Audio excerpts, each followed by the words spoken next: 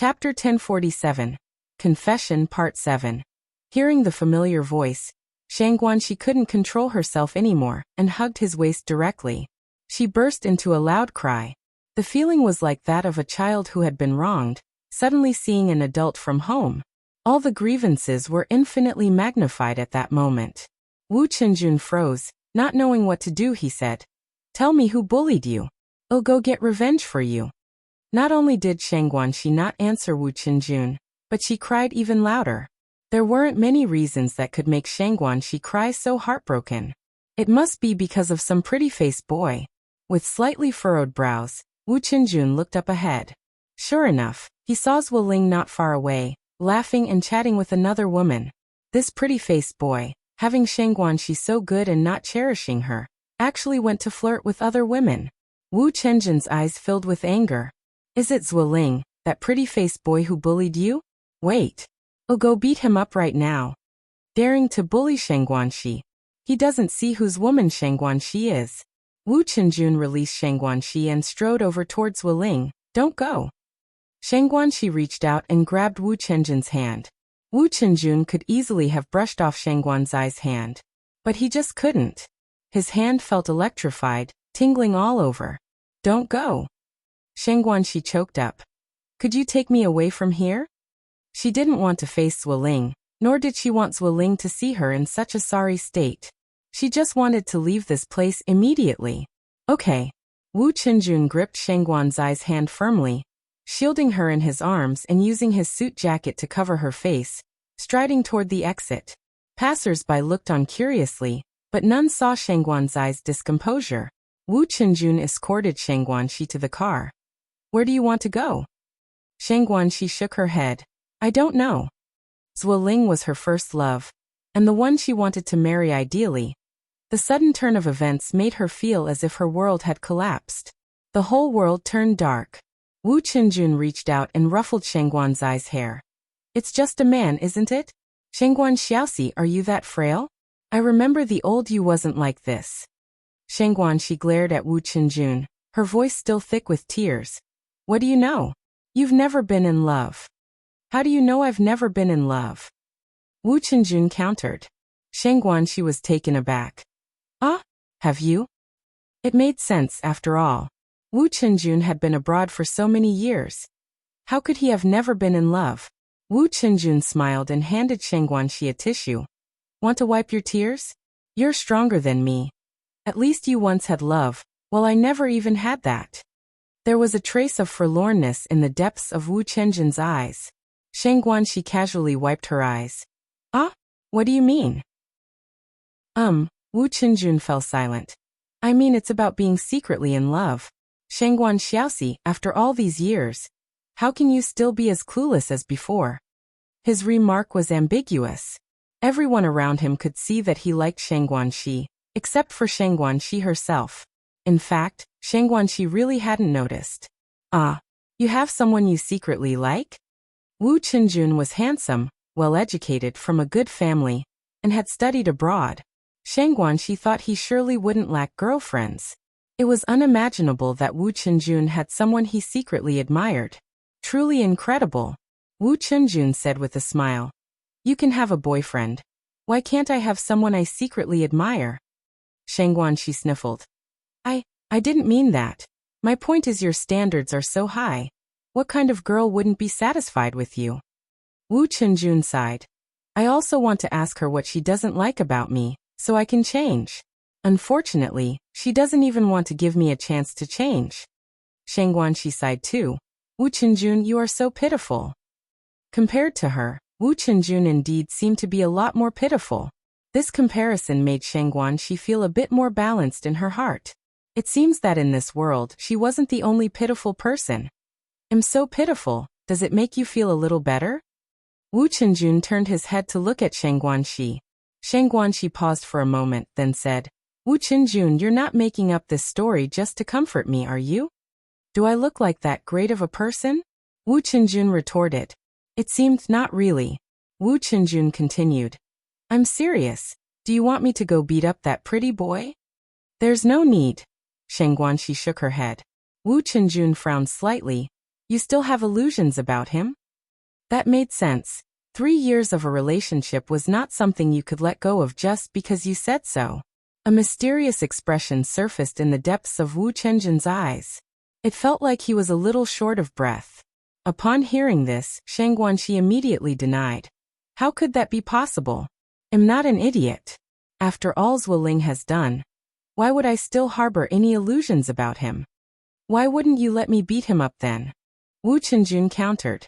Shang Guanxi said, because I'm afraid he'll dirty your hands. For a scumbag like him, it's not worth it at all. Shang Guanxi had a clear sense of love and hate. At this point, she had completely given up on Zuoling. Her family was right. A person with character issues like Zuoling simply didn't deserve her. She deserved better. Now she regretted not listening to her family earlier and leaving Zuoling sooner. At the same time, Shang Guanxi was also thankful that she had uncovered Zuoling's true colors early. If she had found out after getting married, it wouldn't have ended well. Thinking back, she realized how foolish she had been. To be deceived by Zuoling so completely. She should have realized long ago that Zuoling had ill intentions. Wu Chenjin's eyes lit up as if he had come back to life. Are you speaking truthfully? Shang Guanxi nodded. Of course it's true. Wu Chenjun then said. If it's the truth, then why are you crying? 3 years, I wasted 3 years with him. My heart isn't made of stone.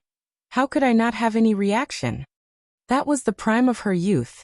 Wasting 3 precious years on a scumbag like Zuoling. How could Shang Guanxi not feel upset? Wu Chenjun was still a bit worried. What if he turned over a new leaf? Would you forgive him? No, Shang Guanxi said firmly. A scumbag is a scumbag. Even if he's reborn, as long as he's still Zuoling, I will never forgive him. A smile slowly appeared on Wu Chenjin's lips. Really? Happiness came so unexpectedly he couldn't believe it. What should he do? Of course it's true. Shang Guanxi affirmed resolutely. Having known Shang Guanxi for so many years, Wu Chenjun knew well that she was a woman of her word. Since Shang Guanxi was so certain, she definitely wouldn't rekindle the past flame. That meant his chance had arrived. Wu Chenjun started the car. Shall I take you home now? Shang Guanxi shook her head. I don't want to go home right now. Wu Lao-san, let's go for a drink. Can we go to Blue Night Bar? No matter the era, there's never a shortage of nightlife. By 85, Beijing already had several bars. Wu Chenjun thought for a moment. Are you sure you want to go to the bar? Shang Guanxi nodded. I've never been to a bar my entire life. Can you take me just this once? Wu Chenjun hesitated, then nodded. All right. Bars in the 80s were a bit different from those in later years. Bars of later times were glitzy and extravagant. At present, bars were simply places for drinking, not only orderly but also quite elegant, open even during the day. Shang Guanxi ordered 2 pitchers of beer in one go. At first it was fine, but after a couple of glasses, she started crying while drinking. Usually prim and proper, Shang Guanxi became a different person when drunk, hugging Wu Chenjun and cursing out Zuoling. Wu Chenjun just played along with her antics and joined in the cursing. Meanwhile, Anai Yang and Du Jiaojiao were still picking out clothes. Du Jiaojiao was a shopping guru, and in no time, she was carrying 7 or 8 bags. Anai Yang also selected a cheongsam for herself, along with a coat and a down jacket, and bought a set for each of the 3 elders, her parents and little Anai Yin at home. The beauty, Xiaoxi, hasn't returned yet. Are you sure she's all right? Du Jiaojiao was a little worried about Shang Guanxi. She has Wu Chenjun with her, she'll be fine. Wu Chenjun grew up with Shang Guanxi since childhood, and he was a gentleman. Anai Yang wasn't worried about Shang Guanxi at all. If you find any errors, ads pop up, ads redirect, broken links, non-standard content, etc., please let us know. Report so we can fix it as soon as possible. Chapter 1048. Grandpa Du is furious. Do you no longer wish to live? 8 updates. Du Jiaojiao nodded her head. It's getting late, let's go for dinner. Sure. After all, Anai Yang's task was already fulfilled. This way. Du Jiaojiao linked her arm with Anai Yang's. Anai Yang pointed in another direction. That way seems to be closer. Du Jiaojiao said, my younger brother is waiting for me over here. Is your big brother here too? Du Jiaojiao said. He originally didn't want to come, but since he hasn't left the house for several days and I find shopping by myself too boring, I dragged him along. In reality, having the eldest Du around was the same as not having him around. Because he hardly walked a few steps with Du Jiaojiao. There was a rest area inside the department store. With the new year approaching, the area was filled with people. Yet Wu Yinyan spotted Elder Du at a glance. He was sitting amidst the crowd, with one hand holding Buddhist scripture, the other turning a page. His pale palm was adorned with Buddha beads that, maybe due to being worn for a long time, were smooth to the point of shining like bright night pearls, dazzling under the light. Wu Yinyun was momentarily startled, then turned to look at her reflection in the mirror. Today she was wearing a white down jacket and small leather shoes. Her hair was tidy, her face was clean, and after some time spent on self-care, the sickly and gaunt Wu Yinyun of the past was gone. Now, reflecting off the glass was a completely transformed Wu Yinyun. She and Enai Yang were blood sisters, and she didn't think she was much less attractive than Enai Yang at this point. So now, Wu Yinyun had enough confidence to greet Elder Du. Wu Yinyun turned slightly, preparing to walk over to Elder Du, but at that moment, she froze. Because someone had beaten her to it. It was Enai Yang. Again it was her. Was she doing it on purpose? A layer of anger surfaced in the depths of Wu Yanyun's eyes. Doesn't Enai Yang already have a boyfriend? Why does she always crowd around Elder Du? Does she really think of herself as some kind of fairy, that all the men in the world have to like her? Wu Yinyun clenched her fists so hard her face turned white with rage. Over here. Du Jiaojiao, still arm in arm with Enai Yang, said, I'm going to have dinner with the great beauty. Are you coming? Two girls going to eat together. If there was any private talk, having a man like him around was inappropriate anyway. Elder Du raised his eyes slightly. I'm not hungry, you two go ahead. Are you sure you're not going? Du Jiaojiao asked. Elder Du shook his head. No, I'm not going. All right then. Du Jiaojiao didn't press further. Well, the beauty and I are leaving. Go ahead. After saying this, Elder Du added, by the way, where are you going to eat? I'll have the driver come pick you up later. Enai Yang said, no need to trouble yourself, I'll take Sister Jiaojiao back after we eat. Elder Du didn't stand on ceremony either. Watching Enai Yang and Du Jiaojiao leave, color finally returned to Wu Yanyun's face as she trotted over to Elder Du. Mr. Du. Elder Du frowned slightly. And you are? He had always had a poor memory for people who were irrelevant to him. At his words, Wu Yinyun felt a moment of dejection. She had met Elder Du several times already, yet he still didn't remember her. Was she really that unremarkable? I am Wu Yinyun, she said. Oh, having been reminded, Elder Du seemed to recall. You're Enai Yang's younger sister. Elder Du couldn't remember Wu Yanyun's face, but he did remember her name. Because Enai Yang had mentioned it more than once in front of him. Enai Yang's younger sister? Wu Yinyun lightly bit her lip as a surge of indignation rose within her. In Elder Du's mind, was she merely the existence of Enai Yang's younger sister? No. She wasn't Enai Yang's younger sister. Nor was she an accessory to anyone else. She was herself. She was Wu Yinyun. This time, she was determined to make Elder Du remember her clearly. I'm not Enai Yang's younger sister. That kind of person doesn't have the right to be my sister. Du Grandpa slightly frowned, a surge of nameless anger suddenly rising in his heart, but his face remained as gentle as ever as he sized up Wu Yinyun with a cool tone. Ugliness breeds mischief. Ugliness breeds mischief? In an instant Wu Yinyun was stunned. Du Grandpa's words felt like a bucket of cold water had been poured over her face, leaving her humiliated and furious. She had never imagined that Du Grandpa would say such a thing to her. Shouldn't Du Grandpa be asking her why she said those things about Enai Yang? Wu Yinyun had even prepared her defense in her mind. If Du Grandpa asked her, she would expose the Enai family's contemptible acts of gender preference. Let everyone know Enai Yang and the Enai family's deeds. Then see if Enai Yang would still have the face to appear before Du Grandpa. But he didn't. Not only did Du Grandpa not ask anything, but he also uttered hurtful words without the slightest concern for her dignity. However, judging by Du Grandpa's demeanor, she knew him not to be a man who cannot distinguish right from wrong. Could it be that Anai Yang had poisoned Du Grandpa's mind against her? Yes. It must be so. Previously, Du Grandpa had been very polite to her, and if Anai Yang hadn't said anything, Du Grandpa would not have suddenly turned like this. What on earth did Anai Yang want? She was the victim, the child who had been abandoned, and she had hardly done anything till now, but Anai Yang wouldn't let her go. Why? No. She couldn't let Du Grandpa misunderstand her any longer. Chasing after Du Grandpa, Wu Yinyan stepped outside. Mr. Du, Mr. Du. Wu Yinyan grabbed the hem of Du Grandpa's long robe. Respect yourself. Du Grandpa flung Wu Yanyan's hand away. Unprepared and on the slippery snowy road, Wu Yinyan tumbled to the ground. Quite embarrassingly. But Wu Yinyan couldn't care about that now. She just wanted to expose Anai Yang's true face to Du Grandpa. Mr. Du, you must not be deceived by Anai Yang. She's a person with double standards. I am her biological sister, born from the same mother. Yet because they favored boys over girls, they abandoned me.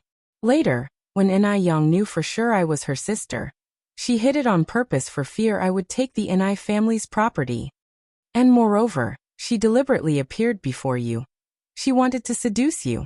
Yet she already. Just then Wu Yanyan's voice suddenly got stuck in her throat, as if someone had pressed pause. Because Du Grandpa's hand suddenly gripped Wu Yanyan's jaw, tightening progressively while his slender knuckles turned white. The force was so great that pain twisted Wu Yanyan's facial features. Do you want to die? Although he was a follower of Buddhism, at this moment, he was enshrouded in a sinister aura, instilling a deep fear from the bones. Too terrifying. Having known Du Grandpa for so long, Wu Yinyan had never realized he had this side to him. Just when Wu Yinyan felt she was about to die, Du Grandpa gradually released his grip. Wu Yinyan watched Du Grandpa's fading back in a daze, gasping for air. After a long while Wu Yinyan got up from the ground and walked home. Once home, Wu Yinyan hid in her room under the blanket and sobbed her heart out. It wasn't until dinner time that Wu Yanyan came out of her room. Yan Erju was startled to see Wu Yanyan's spiritless appearance. Xiaoyan, what's wrong with you? You're so pale. Are you feeling unwell? Wu Yanyan shook her head. Mom, I'm fine, just have a bit of a headache. Maybe I caught a cold while wandering the mall this afternoon. Yan Erju followed up. Let's go to the hospital and have a look.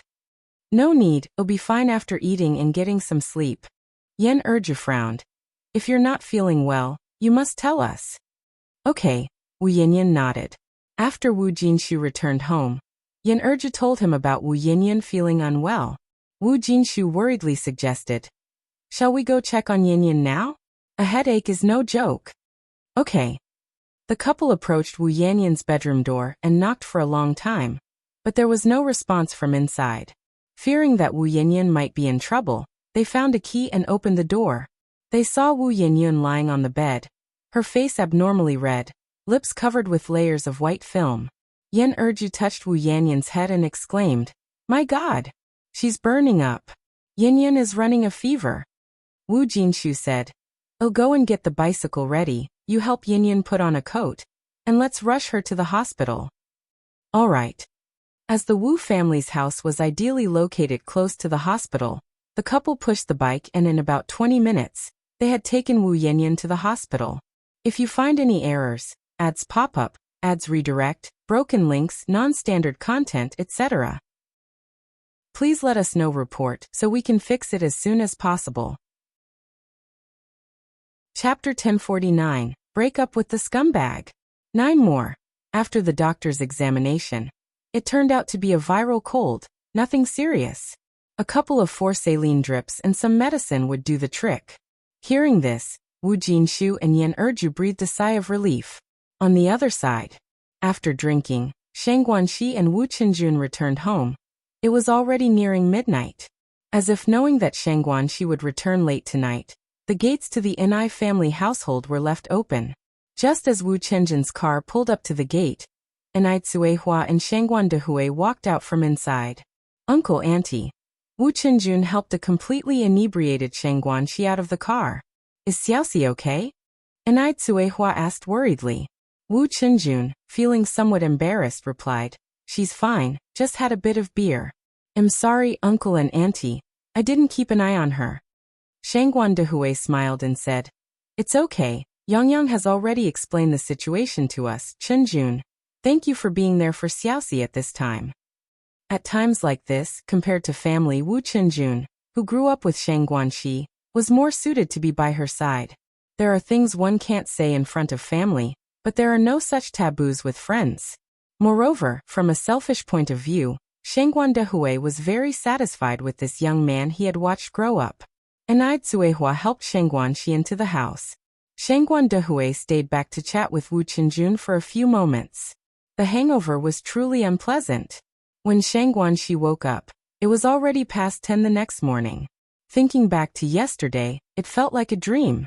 When she thought of Zueling again, Shangguan Shi felt not just a tinge of sadness but more so, anger. What a scumbag. She hadn't expected him to be such a person. Shangguan Shi freshened up, got dressed and headed downstairs. Good morning, Sister Xiaoxi. Anai Yang greeted Shangguan Shi with a smile as she sat at the dining table. Good morning, Yang. Thinking of yesterday's events, Shangguan Shi felt something was off. Yang, did you already know about Zueling? It couldn't have been such a coincidence. Now that she thought about it, there was no reason for Anai Yang to have her buy pear soda out of the blue. And after she and Wu Chenjun left the mall, Anai Yang didn't page her either. Anai Yang didn't deny it and nodded. Li Tong is my friend. What? Shangguan Shi looked at Anai Yang in surprise, unable to react for a moment. What was this situation? Li Tong was actually Anai Yang's friend. Anai Yang recounted the whole story. She had known for a long time that Zueling was unscrupulous, which is why she had Li Tong test him, never expecting Zueling to actually fall for it. Hearing this, Shangguan Shi sighed endlessly. She wasn't unreasonable. She knew Anai Yang did this for her own good. She not only did not blame Anai Yang, but also wanted to thank her. If it weren't for Anai Yang, she would still be in the dark about Zueling. Yang, thank you. Anai Yang smiled and said, What are sisters for? Oh, and Sister Xiaoxi, don't be mad at Li Tong. She did what she did at my request. Shangguan Shi nodded. Don't worry, Yang, I won't be mad at Li Tong. I need to thank her too. This matter was also greatly helped by Li Tong. Anai Yang continued, Sister Xiaoxi, don't be too upset. A scumbag like Zueling really isn't worth your sorrow. There might not be lots of toads with 2 legs in this world, but there are plenty of men with 2 legs. Right, Shangguan Shi nodded again. I understand, I'm not upset. Shangguan Shi wasn't upset about Zueling. She was saddened by the lost 3 years of youth. Now, she only regretted not having seen Zueling's true colors earlier. Seeing that Shangguan Shi was in good spirits, Anai Yang also let out a sigh of relief. She had been worried about whether Shangguan Shi would get over this hurdle. Now, it seemed that Shangguan Shi was much stronger than she had imagined. By the way, Sister Xiaoxi, when do you plan on breaking up with Zueling? Just then, the voice of the nanny filled the air. Xiaoxi, you have a phone call. Since there were elderly people at home, and Anaid Suehua was busy with work, Anai Yang had hired 2 nannies from outside. Who is it? Shangguan Shi turned and asked. It seems to be your boyfriend. The nanny had been working in the Anai family for more than a month, and often received calls from Zueling. Shangguan Shi walked over and picked up the receiver. Hello. Zueling's voice came from the other end. Hello Xiaoxi, I'm really sorry about yesterday. My mom had another episode so I had to rush to the hospital. But I'm free today, how about we go watch a movie? Zueling was very frustrated. Yesterday he confessed to Li Tong. But to his surprise, Li Tong rejected him. She even said he was a toad lusting after a swan's flesh. But it was clearly Li Tong who seduced him first, that wretched woman. If she weren't the factory manager's niece, he would definitely not spare another glance at Li Tong. To think she was something special. She doesn't even compare to 1/10,000th of Shangguan Shi. Luckily, he hadn't confessed to Shangguan Shi sooner, otherwise, it would have been all for naught. Listening to Zueling's voice, a mocking look surfaced in Shangguan's eyes. Did this Zueling really think she was still the same naive Shangguan Shi of the past? How ludicrous. Zueling, let's break up. What? Zueling thought he must be hallucinating. Was Shangguan Shi breaking up with him? Shangguan Shi loved him so much. How could she break up with him? Xiaoxi, stop joking around. This joke isn't funny at all. Shangguanxi said seriously. I'm not joking, Zueling. How could a country girl like me be worthy of you? Upon hearing this, a shock went through Zueling. He knew. He was finished. That scene from yesterday must have been seen by Shangguanxi, otherwise she wouldn't have said such a thing. Xiaoxi, things are not what you saw. I can explain. It was all Li Tong, that wench. She seduced me first. Beep beep beep. The busy tone came through from the other end of the phone. Zueling smashed the phone in anger. What's wrong? Lingling, what happened? Zueling's mother rushed out of the room, looking anxious. Shangguanxi broke up with me. Upon hearing this, Zueling's mother rejoiced. That's good news. After all, you were ready to break up with her. Zueling's mother had never liked Shangguanxi anyway. Zueling said furiously. But Li Tong didn't accept me. Li Tong rejected me yesterday. What? Zueling's mother exclaimed in surprise. Li Tong actually rejected you? Didn't you say Li Tong liked you? What on earth is going on? Zueling's mother was very anxious. She wanted to find Li Tong and ask about the situation personally. After all, Li Tong was a big catch. Without Li Tong, how would her son ever become a great factory manager?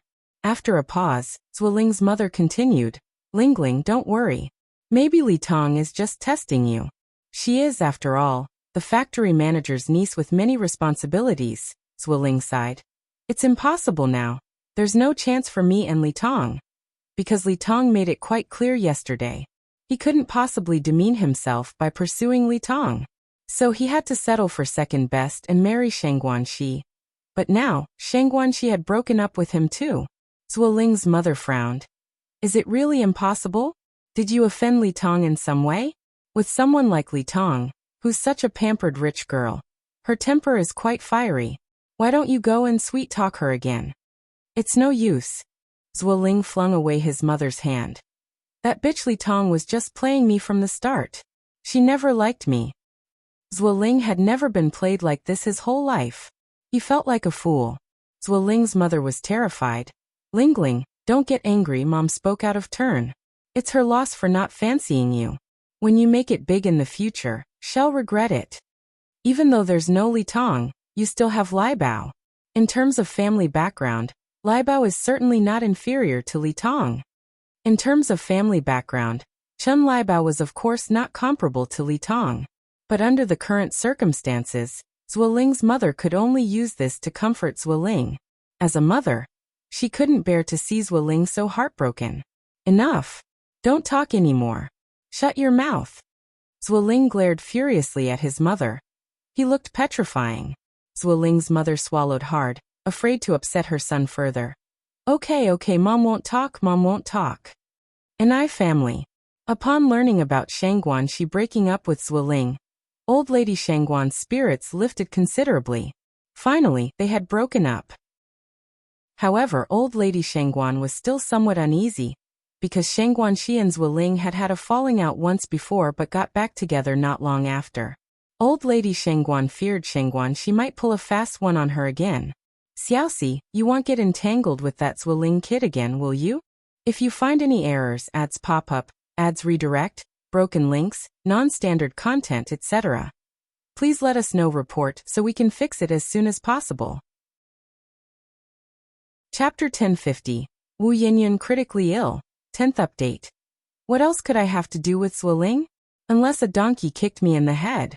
Shangguanxi said with a smile. Grandma, rest assured no more. Really? Really? Shangguanxi nodded earnestly.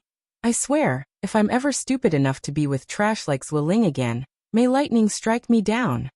After receiving Shangguanzai's promise, grandmother Shangguan finally breathed a sigh of relief.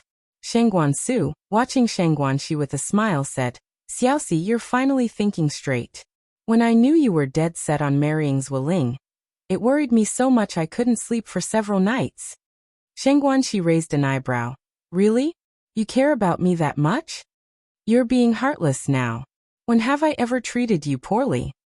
All right, Shangguanxi said with a laugh. Big brother, you're always the best to me. Shangguan Su was then satisfied.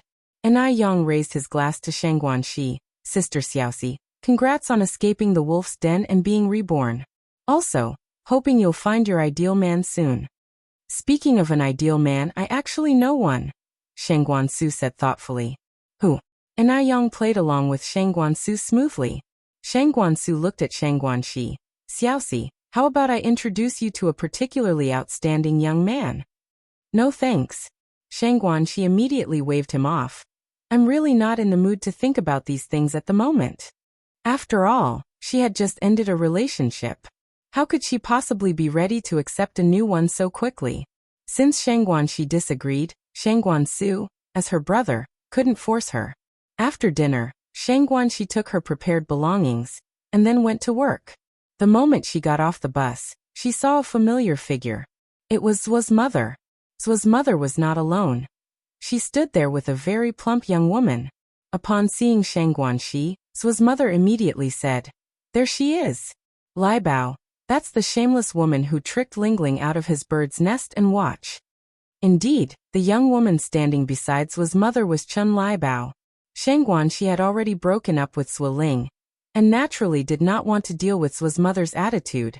Just as she was about to bypass Zhuo's mother, the woman grabbed Chun Lai Bao's hand and blocked Shang Guanxi's path. "Auntie, may I ask what the matter is?" Shang Guanxi said as politely as possible.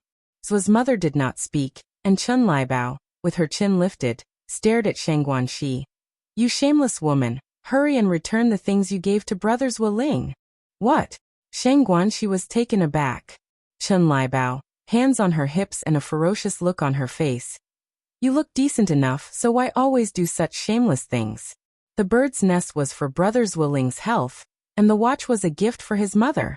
It's really too shameful to even trick these things away." While being pointed at and scolded, Shang Guanxi wanted to get angry, but she dared not. Because Chun Lai Bao was simply too fat. At least 300 to 400 pounds. How much did Shang Guanxi weigh? 98 pounds. Chun Lai Bao could pick her up with one hand. If it came to a fight, Shang Guanxi couldn't win against her, so at times like these, it was better to seek peace rather than conflict. Seeing that Shang Guanxi remained silent, Zhuo's mother stepped forward. "I'm telling you, Shang Guanxi, stop playing dumb. Hurry up and return the bird's nest, and watch you tricked from Lingling." Now Shang Guanxi understood a bit more. She took out the box of birds' nests and the watch from her bag. "Is this what you're talking about?" Since she had broken up with Zhuo Ling, she wasn't going to keep his things. She had intended to return them to Zhuo Ling after getting to her unit. "Yes, that's it." Chun Lai Bao snatched the items from Shang Guanxi's hands. "You're such a shameless woman. To dare trick these away." Shang Guanxi was very angry, but she had to suppress the rage inside her. She hadn't dreamed that these items weren't even bought for her by Zhuo Ling. And she never expected that her family's words would come true. Now I'd like to correct 2 points. First, these items were given to me by Zhuo Ling. Second, I'm not a swindler. Chun Lai Bao rolled her eyes. "If you weren't a swindler, would these things be in your possession? Just look at yourself in the mirror. Do you really think Brother Zhuo Ling would give you things? Such a shameless person." Shang Guanxi ignored Chun Lai Bao and walked around them, heading towards her unit. If she couldn't provoke them, couldn't she at least avoid them? Yet just as she reached the entrance of her unit, there was Zhuo Ling waiting. Shang Guanxi simply ignored Zhuo Ling. Zhuo Ling hurried to keep up with Shang Guanxi's pace. Xiaoxi, listen to my explanation. Things really aren't like that. Please give me another chance." "Get lost." Of course, Zhuo Ling wasn't willing to get lost. He thought to himself, since Shang Guanxi loved him so much, as long as he thickened his skin a bit more, she would definitely forgive him. Shang Guanxi glanced at Zhuo Ling. "Zhuo Ling, please keep your distance from me. I'm allergic to scumbags. If you keep this up, watch out, I'll call the police and accuse you of harassment. This is the workplace, don't make it awkward for everyone." After saying that, Shang Guanxi turned and left. Zhuo Ling watched Shang Guanxi's retreating figure, opened his mouth to speak, but then sighed and headed toward his office area. Just as he walked into the office, he noticed his colleagues were looking at him with odd expressions. Could it be that they all knew about his rejection by Li Tong yesterday? That bitch Li Tong. Just then, the manager came over and patted Zhuo Ling on the shoulder. "Zhuo Ling, pack up and leave early." Zhuo Ling was stunned. "Leave early? Leave early to go where? What do you mean? Zuoling looked at the manager puzzled. The manager said, it means that you've been fired. Fired? Zuoling couldn't believe what he was hearing. I haven't done anything wrong. On what grounds are you firing me? The manager continued. Someone reported that you've been having inappropriate relationships. Is that reason enough? The 1980s were not like the future. Going back a couple of years, engaging in inappropriate relationships would not only result in being fired from your job, but serious cases could even lead to imprisonment. Zuoling, I'm giving you face, and I hope you'll wise up. Take this opportunity to pack up and leave before we put this on your record. Once this was recorded, it would become a lifelong stain for Zuoling, and no company would hire him from then on. There was no need to guess, it definitely had to be Li Tong's doing. Yet Zuoling couldn't even vent his anger. Under someone's roof, one can't help but bow their head. Zuoling went to his desk, gathered his things, and then left carrying a cardboard box. None of his colleagues, with whom he used to be so close, were there to see him off. Life could be so ridiculous. At lunchtime, Shang Guanxi made a point of finding Li Tong and thanking her. Li Tong looked at Shang Guanxi in surprise. You're thanking me? She had broken up Shang Guanxi and Zuoling logically. Shang Guanxi should have hated her to the core, right? And yet, she was thanking her. Shang Guanxi smiled. You let me see Zuoling's true face. Of course I have to thank you. She wasn't a fool. Li Tong, without any reserve, put her arm around Shang Guanxi's shoulder. Shang Guanxi, you're truly an Yang sister. Such clear thinking. I like it. To be deceived by a scumbag to this extent. Li Tong had thought Shang Guanxi was a blockhead. Unexpectedly, Shang Guanxi was so smart, not foolish at all. Relations between girls are very simple. After chatting for more than half an hour, they established a profound revolutionary friendship. And after work, they even went out to eat dinner together. At the Wu family, Wu Yanyan had been taking cold medicine for 5 days, but rather than getting better, her cold had gotten worse. She had developed a ring of blisters around her mouth, bright red and frightful to behold. Moreover, because of tonsillitis, she couldn't eat anything solid and could only consume liquid foods, causing her to progressively lose weight.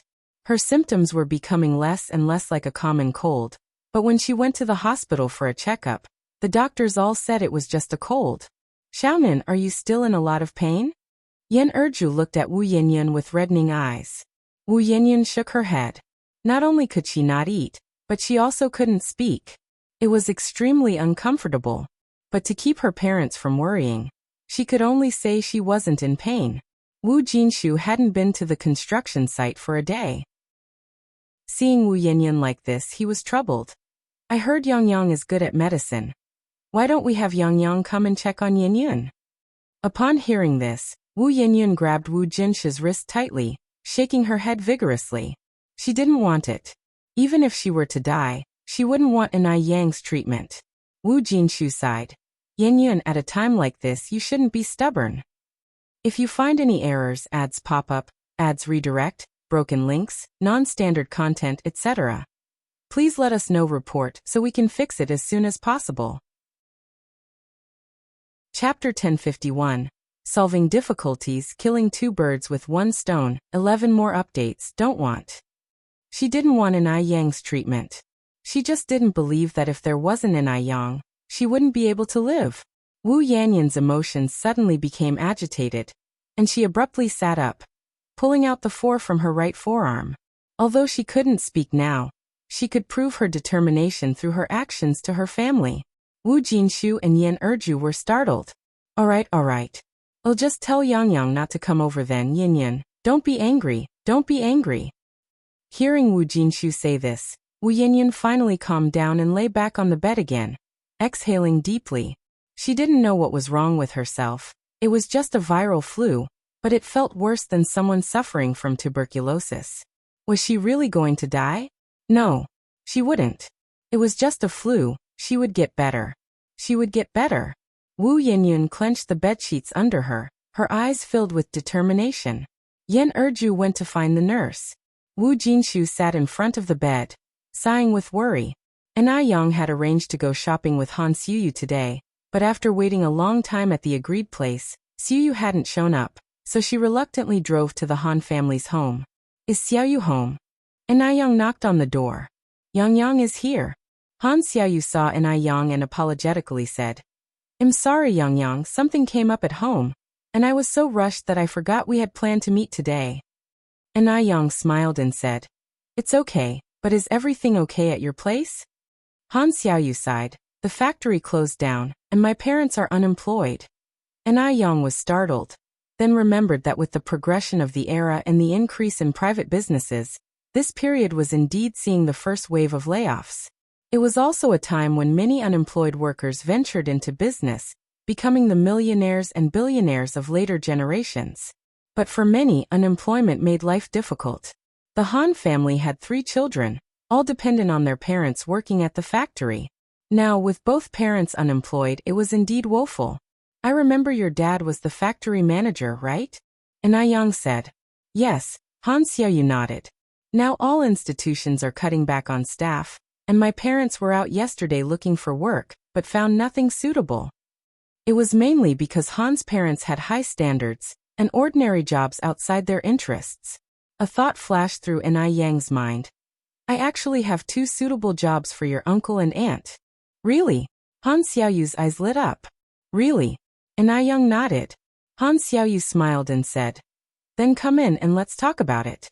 If my parents hear this, they'll definitely be very happy. Yang followed Han Xiaoyu inside. As there were visitors, Han's father and mother graciously welcomed them out. Yang is here. Hello uncle and aunt. Yang politely greeted. This was Han's father's first meeting with Yang.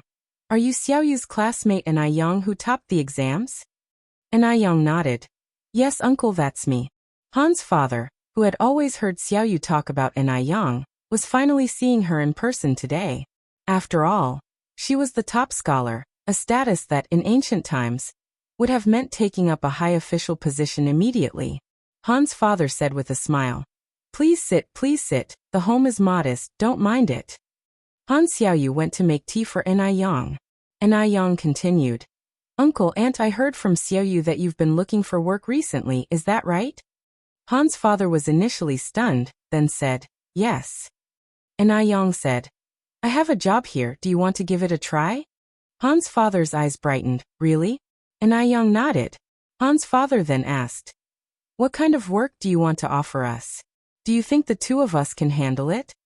I heard from Xiaoyu that uncle, you were previously a factory manager, and aunt was in factory finance, right? Yes. Yang smiled and said, then I will hire you as the factory manager and aunt as the finance manager.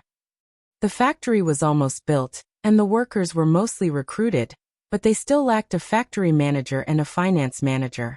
It just so happened that Yang was worried about finding an experienced factory manager, which solved an urgent need for her. It solved not only Yang's urgent need, but also the Han family's. It was a win-win situation. Helping oneself can also help others. Upon hearing this, Mr. Han was shocked. Yang, you're not joking with me, are you? Factory manager? Mr. Han had never imagined that one day he would become a factory manager. Could one become the head of a factory that easily?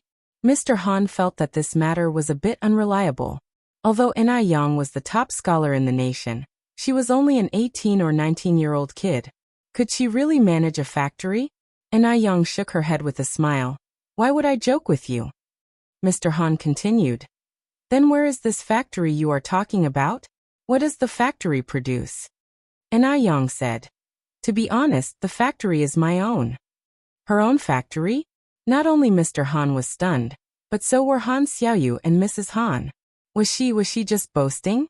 Words alone aren't proof, so let's do this. I'll take you to the factory for a tour. Yang stood up. Considering her age, owning her own factory was indeed incredible. It was normal for Mr. and Mrs. Han to be skeptical. Thus, Yang decided to take them to Jinghua village to clear up their doubts. I'll go get the bicycle, Mr. Han said. Yang smiled. No need to ride a bicycle. I came by car today. Driving? Han Xiaoyu grabbed Yang's arm. Oh my god, Yang, you drove here? Is it one of those 4-wheel sedans? And Young nodded. Yes. Han Xiaoyu swallowed hard. Han Xiaoyu had always known that Young came from a well-off family, but she had no idea it was to this extent. A sedan. Ordinary families found it hard to even buy a bicycle, yet Young already had a sedan.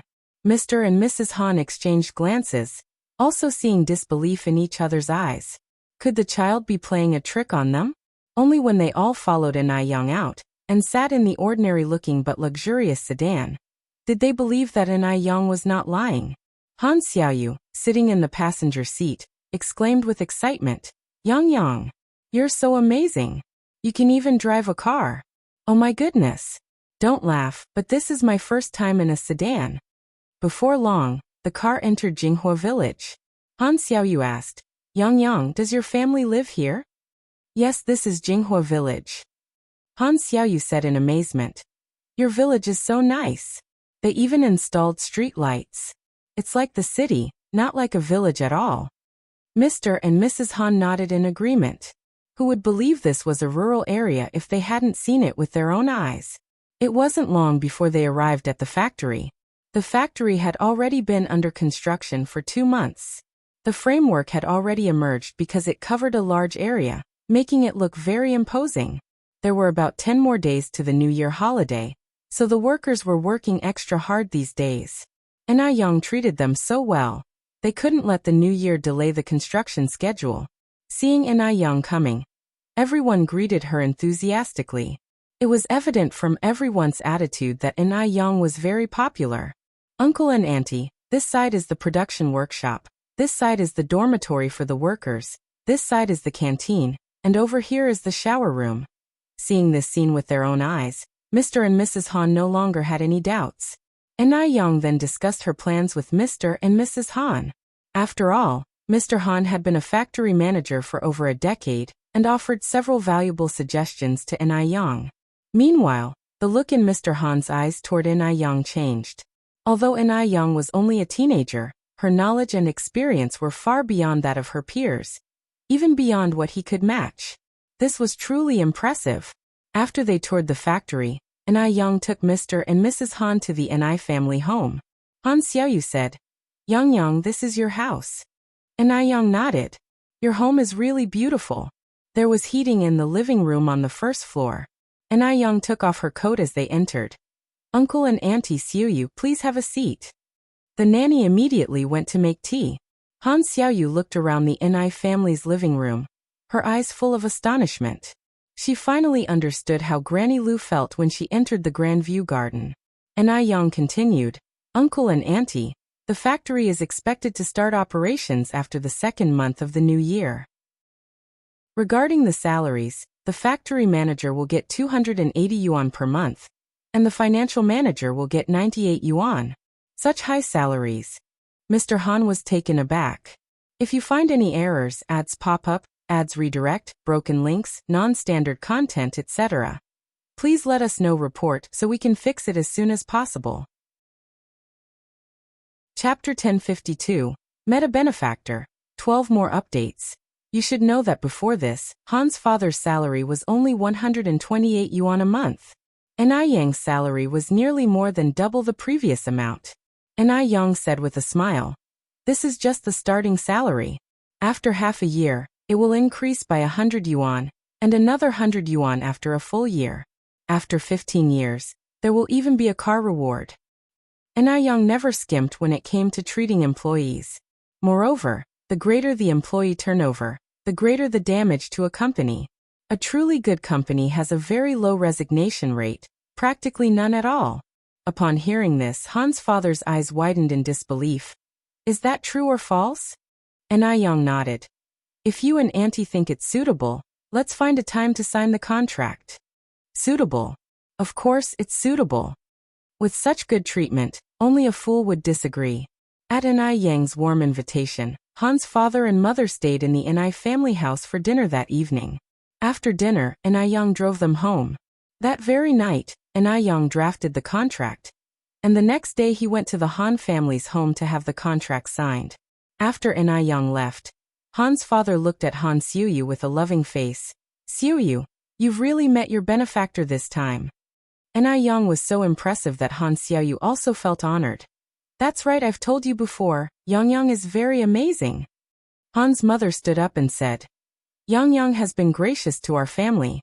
Our family must not forget this kindness in the future. Your mother is right, agreed Han's father with a nod. Han Xiaoyu smiled and said, Don't worry, Mom and Dad, even if I forget someone, I won't forget Yang. Meanwhile, Wu Yanyan's condition was getting more severe, and she had fallen into a coma, which led the doctor to suggest a transfer to another hospital. Wu Jinshu and Yin Erju were very anxious, and they transferred Wu Yanyan to the city hospital overnight. The conclusion from the city hospital was also that it was a cold. With reddened eyes, Yin Erju said, How could it be a cold? If it were really just a cold, it wouldn't be this serious. As she spoke, Yin Erju turned to look at Wu Jinshu and continued, Why don't you go to Yang anyway? Wu Jinshu frowned, but Yin Yanxi. If Wu Yanyan found out, who knew how she might react? Yin Erju said, We're losing her life here. Why care about all that now? All right. I'll go. Wu Jinshu went to the Ni family's house overnight. The snow was flying outside. When Ni Yang opened the door, Wu Jinshu was covered with a layer of snow, including his eyebrows which were all white. Ni Yang almost didn't recognize him. Yang. Godfather? Why have you come? Please come in quickly. Wu Jinshu followed Ni Yang inside. Once inside, Ni Yang poured a cup of hot milk tea for Wu Jinshu. Godfather, have some hot drink first to warm up your body.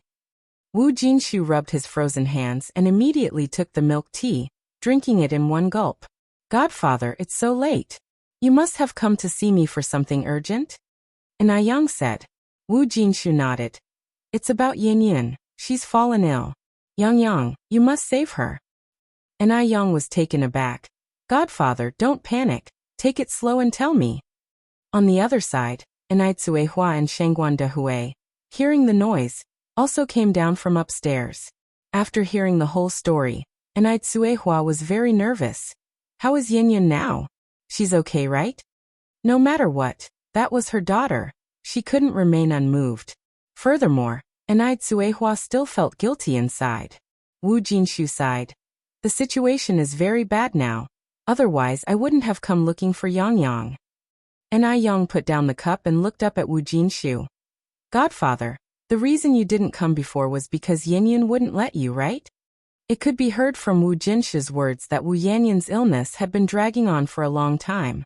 If Wu Yanyan hadn't stopped him, Wu Jinshu and Yin Erju would not have waited until Wu Yanyan had already fallen into a coma before coming to find her. Thus, Ni Yang could guess that previously, Wu Yanyan had stopped Wu Jinshu from coming over. Wu Jinshu was silent, because Ni Yang had hit the nail on the head about the true circumstances. On the other hand, who would want to get involved in such a thankless task? If Ni Yang saved Wu Yanyan and she recovered, what would happen if rather than being grateful, she blamed Ni Yang for meddling in her affairs? Wu Jinshu sighed softly. Now even if Ni Yang truly ignored Wu Yanyan, he had no right to blame him. Forget it. They would think of other methods. Ni Cuehua was also stunned, having been preoccupied with worrying about Wu Yanyan. She had overlooked this point. Ni Yang then said, Saving a life is urgent, Godfather, let's go. Wu Jinshu was startled. He hadn't expected Ni Yang to come up with such a statement suddenly. He had even been prepared for Ni Yang to refuse. Unexpectedly, Ni Yang had agreed at this moment. Ni Yang said with a smile, I am a doctor. In the face of life and death, I cannot remain indifferent. It also goes against my teacher's admonitions. Besides, our Ni family owes Yin a life. This time, it's as if I am returning what our Ni family owes her. A life for a life. It was fair. In doing so, it would also make Ni Cuehua feel better, so she wouldn't always feel as though she owed Wu Yanyan something. Once there was a sense of debt in one's heart, it would become a burden, and Ni Yang didn't want Ni Cuehua to feel burdened. Wu Jinshu's eyes reddened. Yang, thank you. Ni Yang put on his coat, donned his scarf. Let's go. I'll go with you, said Ni Cuehua. I'm coming too, said Shangguan Dehui. When several people arrived at the hospital and saw Wu Yanyan's condition, and Ai Yang was also taken aback, because Wu Yanyan's situation was quite serious. If he hadn't seen it with his own eyes, it would be difficult to associate her with the lively Wu Yanyan of before. And Ai Kuihua's eyes immediately reddened, and she leaned on Shangguan Dihui's shoulder, gently sobbing. "It's okay, Dia. Yanyan will definitely be fine," Shangguan Dihui consoled her. And Ai Yang sat down to take Wu Yanyan's pulse. After a long while, she finally released Wu Yanyan's wrist. And Ai Tsuehua hurriedly asked, "How is she, Yang Yang?" And Ai Yang said, "Don't worry, it's not a big problem." "That's good." And Ai Tsuehua breathed a sigh of relief. "Then what's wrong with Xiaoyan?" Yan Erju asked. And Ai Yang said, "It's a viral cold caused by an allergic reaction. I'll give her some acupuncture first, and then after taking 2 doses of traditional Chinese medicine, she should be fine." "Is it really just a cold?" Wu Jinshu was somewhat surprised because the hospital treatment had not been effective, and they had thought it was not a cold. And Ai Yang nodded. "It's a cold, but it's quite different from a regular cold. It's a sequelae of external allergies, so common cold medicines are not only ineffective, but can also aggravate the condition. If it were any later, the problem would have been rather tricky." And Ai Yang wasn't exaggerating. If it had been delayed another day or two, and the virus had invaded the heart and lungs, Wu Yanyan would have been beyond saving. It was also her fate not to die yet. Yan Erju wiped her tears and said, "This child is so stubborn. Your godfather has been saying we should have you come take a look, but she just wouldn't agree. Otherwise, it wouldn't have dragged on this long." "Godmother, don't worry. I'm going to give Yanyan acupuncture right now. After the acupuncture, she can be discharged. I'm going to talk to Yanyan's chief doctor to see if he can arrange a sterile room for us." After all, this was in a hospital. If acupuncture were done recklessly in the ward, there could be a risk of infection. Wu Yanyan's chief doctor was an old doctor in his 50s. After hearing what Ai Yang had to say, he immediately arranged a sterile room for her. Finally he asked, "Young lady, is your name Ai Yang?" And Ai Yang nodded. "Yes." "So you're the divine doctor who cured Mr. Abner's mother's stubborn illness? Wow. I've finally met the real person today." The doctor excitedly shook Ai Yang's hand.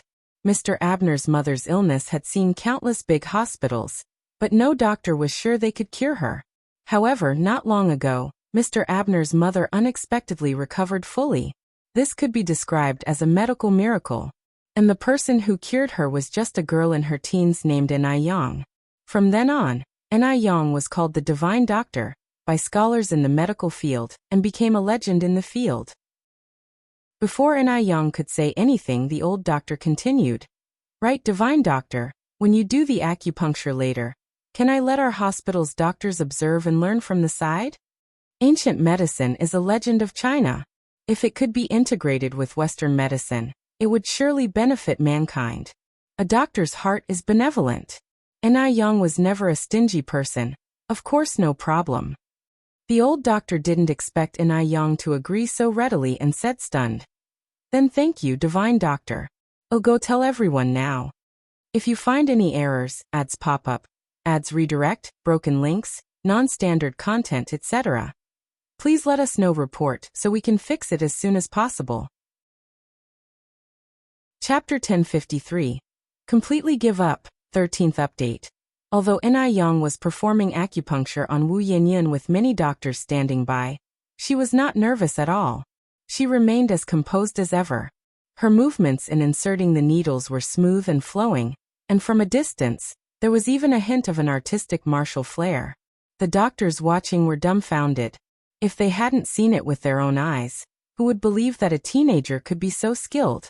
After more than 2 hours of acupuncture, Wu Yanyan's condition gradually improved, and her originally pale face started to turn rosy, with the blisters on the corner of her mouth also shrinking. While they hadn't completely disappeared, they were at least not as disturbing as in the beginning. Ancient medicine is truly miraculous. Our ancestors' legacy is indeed marvelous, isn't it? After the acupuncture session, Wu Yanyan was taken out, and Ai Yang was surrounded by a group in the middle, answering various medical questions. Although she was younger than everyone present, her aura was not the least bit diminished. With confident eyes and sophisticated speech, she provided the most professional answers to the most complicated problems, earning everyone's genuine admiration. Ni Yang's tone was neither fast nor slow, perfect for the doctors to take notes. One of the female doctors felt more and more familiar with Ni Yang as she watched. Little divine doctor, you're the national top scholar of this year, aren't you? Ni Yang had appeared on television 3 times this year, so anyone who had seen the news would have some impression of her. Ni Yang nodded with a smile. Yes. The female doctor covered her mouth and exclaimed, oh my, I knew you looked familiar. So you are the national top scholar Ni Yang, right? My child adores you. Could you give me an autograph? Of course. The female doctor was thrilled to death, passing her notebook to Ni Yang. Little divine doctor, please sign here. My child is taking the college entrance exam next year. Ever since he saw your news, he's been so much more diligent in studying, and even says he wants to be the top scholar too. As Ni Yang took the notebook, she asked, what's your child's name? Chun Haoran. Haoran as in the great poet Meng Haoran. Ni Yang nodded and wrote on the notebook. Through a decade of toiling over books under a cold window, all in hope of being honored on the list of success, wishing student Wang Haoran leaps through the dragon gate like a carp. December 20th, 1985. Signed, Ni Yang. The characters Ni Yang wrote were powerful yet unrestrained, impressively beautiful. The female doctor received the notebook with both hands. Thank you, little divine doctor. Our child will be so happy to see this. You're welcome, Ni Yang said with a slight smile. When she returned to the ward, Ni Yang was surprised to see Ni Tsuehua and Shangguan Dehui standing outside, and asked, Mom and Dad, why are you standing outside? It was winter, and the corridor was so cold. Ni Tsuehua sighed, looking somewhat upset. Well, Yin has woken up. Has she started making a fuss again? Ni Yang spoke in an indifferent tone, her rhetorical question sounding more like a statement. Ni Tsuehua nodded. Not only had Wu Yanyan made a fuss, but the words she uttered were particularly nasty, very hurtful. Ni Tsuehua couldn't bear to hear them, and she thought that if Ni Yang heard them, she probably couldn't bear them either. Ni Yang's eyes remained indifferent. Let her fuss. What's out of sight is out of mind. After all, we don't owe her anything anymore. Ni Yang had long been disappointed in this sister. Wu Yanyan's reaction after waking up was also within her expectations, so she was not surprised at all. Shangguan Dehui nodded. Yang is right, Daya. We don't owe Yanyan anything anymore, and you don't have to feel guilty either. Whether as her mother or as Ni Yang being her sister, you both have done very well. You don't owe her anything. There's no need to always indulge her. In Shangguan Dehui's view, Wu Yanyan truly lacked any sense of gratitude. If she had even a shred of gratitude, she wouldn't have treated Ni Tsuehua like this today. By now, Ni Tsuehua had also come to a realization. From now on, she would act as if she had never given birth to this daughter. Just then Wu Jinshu came out of the ward, his face filled with shame as he said, Yang, Dad Yang, Mom Yang, I'm so sorry. It's our fault for not raising our child properly. Even though Wu Jinshu had been mentally prepared, he still didn't expect Wu Yanyan's reaction to be so extreme. She was not only ungrateful but turned out to be a wolf in sheep's clothing. Aside from apologizing, Wu Jinshu could think of no other solution. Sigh. Just then a vase was thrown from inside and smashed against the door.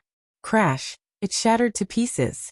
Without a doubt, it was Wu Yanyan who had thrown the vase, and the situation inside the ward must have been very bad. Wu Jinshu's brow twitched, and his feelings of guilt intensified. Ni Yang shook her head and handed Wu Jinshu a piece of paper. Godfather, this is the prescription. I've written down the specific dosages and how to brew it. Just follow the instructions, and if you have any problems, you can contact me. She now had no relationship with Wu Yanyan, so whatever Wu Yanyan did, she wouldn't be upset. Sister or not, she wasn't worth it. Wu Jinshu said, Yang, thank you. I will talk to Yanyan and persuade her well. Ni Yang smiled and said, no need to persuade her anymore. You and Godmother raised Yanyan to adulthood, and both my mom and I really appreciate it. Unfortunately, Yin and I are not fated to be sisters, and she is not fated to be my mother's daughter either.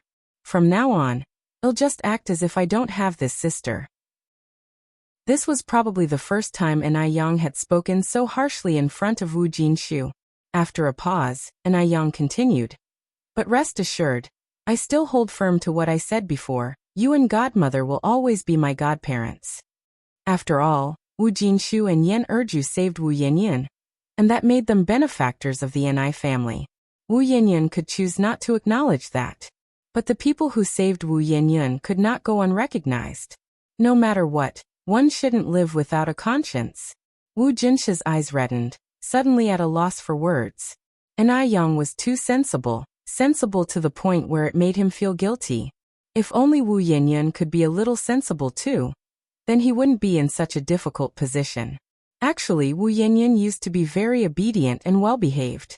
He didn't know when she had changed into what she was now. Yang went on, "Yanyan has just woken up, so it's not good for her to get too agitated. You should go in and calm her down. Nothing is more important than her life. We will be heading back." Wu Jinshu insisted on escorting Yang and her company out of the hospital. After getting into the car, Yang asked, "Mom, now that Yanyan is no longer connected to our family, can you really let go of her?" Tsuehua looked out the window with a relieved smile. "Just like you said, there's no mother-daughter fate between us. A melon forced is not sweet, let it go. I've come to terms with it." Now that her heart was unburdened, Tsuehua didn't owe Wu Yanyan anything anymore. "It eases my mind to hear you say that." As time went by, the year-end was rapidly approaching. Today was the 28th of the 12th lunar month, and the day after tomorrow would be Chinese New Year's Eve. Since the new year was just around the corner, Yang had closed all of the Pure Jade Skin stores and gave all the employees a 10-day holiday. In addition, she gave them a lot of New Year's gifts. Even though Pure Jade Skin could earn a lot in a single day, she knew money was never-ending. To Chinese people, celebrating the new year is of utmost importance, and she didn't want the employees to think of her as an inhumane boss. Besides, there's no end to earning money. It doesn't matter if she earns a bit more or less. Additionally, the Heavenly Fragrance restaurant also ceased operation for 10 days. They would resume work on the 8th day of the new lunar year. During these days, Wu Yanyan's health also improved day by day. Yan Erju smiled and said, "Yanyan, you owe a lot to Yang. Without her, you might still be lying in that hospital bed." At the mention of Yang, the smile on Wu Yanyan's face suddenly faded. "If she hadn't meddled, maybe I would have recovered a long time ago." "Yanyan, did I say something wrong?" Wu Yanyan turned to look at Yan Erju. "Mom, don't forget, Yang is just a doctor. Maybe all of this was a scheme she cooked up with the doctor. She wants me to be grateful to her. She wants me to forgive her." But Yang nearly cost her her life. Why should she forgive Yang? She would never forgive Yang. Yan Erju continued, "Yanyan, you have too many misunderstandings about Yang. She's not that kind of person, and she would never do such a thing. It was her who did this." Wu Yanyan continued, "Firstly, she wanted to kill me because she was jealous of me. She was afraid I would compete with her for the inheritance. Secondly, she wanted to use this incident to make me forgive her. It's simply killing two birds with one stone. If you find any errors, ads pop up, ads redirect, broken links, non-standard content, etc., please let us know report so we can fix it as soon as possible." Chapter 1054. She's just like a joke, Chapter 14. But Yang never considered if she would care about the Ni family's businesses. Did Yang really think they were the same kind of person? What a joke. Wu Yanyan now hated Yang so much. Hated her to the bone. Because of Yang's presence, she stole all the attention from those around her. Even the gentle and elegant Mr. Du was deceived by Yang. What gave Yang the right? In what way was she inferior to Yang? Why did everyone stand on Yang's side? Was this really fair to her? Yan Erju sighed helplessly. Forget it. I won't talk to you about it anymore, and you shouldn't be angry. Anyway, Yang and her mother have already decided to cut ties with you. Even if you regret it now and come to your senses, it's too late." Wu Yanyan said. I am the one who cut ties with them, not the other way around. They don't have the right to cut ties with me. Urju didn't continue the conversation. The room was just too stuffy. Wu Yinyan took a deep breath. Mom, I'm going out for a walk. Urju nodded her head. The snow had just fallen, and the air outside was refreshing. Wu Yinyan, looking at the pure white surroundings, felt her eyes slowly start to moisten. She felt like a joke. Her adoptive parents didn't understand her. Any sorrow in her heart had to be suppressed by herself. Maybe this was the difference between biological and non-biological. After standing outside for a long time, Wu Yinyan finally calmed down and headed back inside. A little while later, Wu Dalong and Wu Erlong, having finished their snowball fight, came back in, and the atmosphere in the Wu family warmed up a bit. Wu Yinyan watched Wu Dalong and Wu Erlong, suddenly envious of these two younger brothers. If she had been born to Yen Urju, it definitely wouldn't be like it was today. The new year was fast approaching, so today Enai Yang and Mo Qishan went together to the Mo family to visit the two elders. Knowing that Enai Yang was coming, Old Master Mo and Old Madam Mo had prepared a pile of fruit and a table full of dishes early on. As soon as Enai Yang and Mo Qishan entered the Mo family's gate, Mo Hudi dashed over from the side. Sister Enai Yang. Bang. Because of the sudden impact, Enai Yang staggered, nearly falling backward, but fortunately, a hand swiftly supported her waist, its slender fingers giving a gentle pinch there. It felt tingling, like a mild electric shock. Enai Yang glanced back with a slight frown at Mo Qishan. Mo Qishan pursed his lips in a slight smile. Let's go inside. Xiaodai, you have to be careful next time. You almost knocked your future little auntie over just now. Mo Hudi tilted her head and laughed. Thankfully, little uncle was there to heroically save the beauty. Little girl. Mo Qishan reached out and tapped Mo Hudi's head. Enai Yang said. Xiaodai seems to have grown quite a bit taller again. Mo Hudi nodded vigorously. Right, Sister Enai Yang, am now 1.50 meters. I grew more than 10 centimeters in the second half of the year.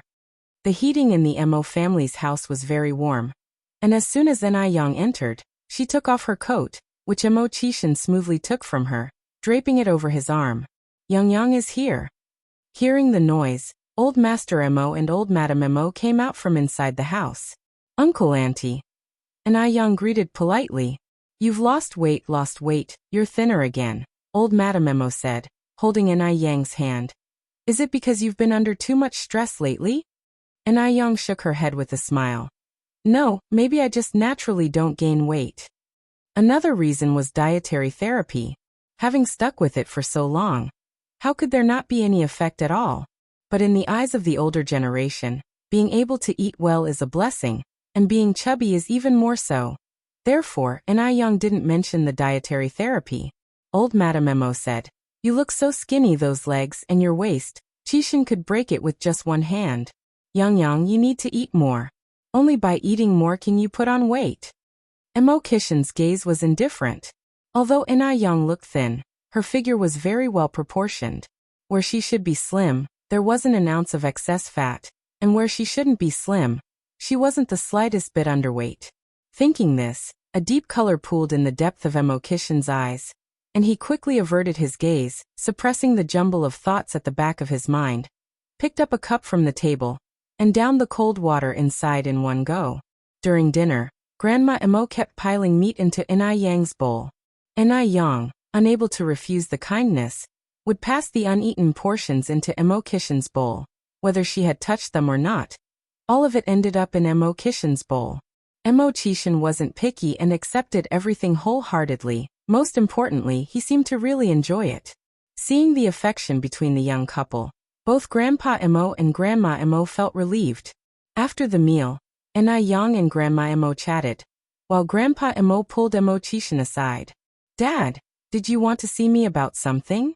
Without saying another word, Grandpa Zheng took out 2 cards from his pocket and stuffed them into Mo Qishan's pocket. Take these. What are you doing? Mo Qishan was taken aback. I'm giving you money.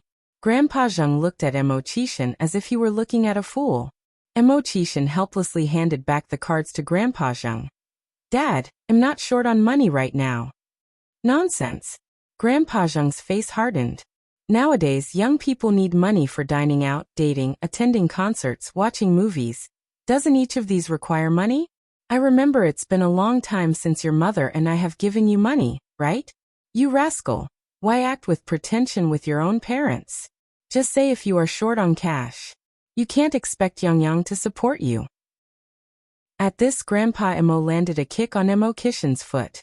Dad, Emo Chishin exclaimed. Are you serious? I am your own son. Grandpa Emo said proudly.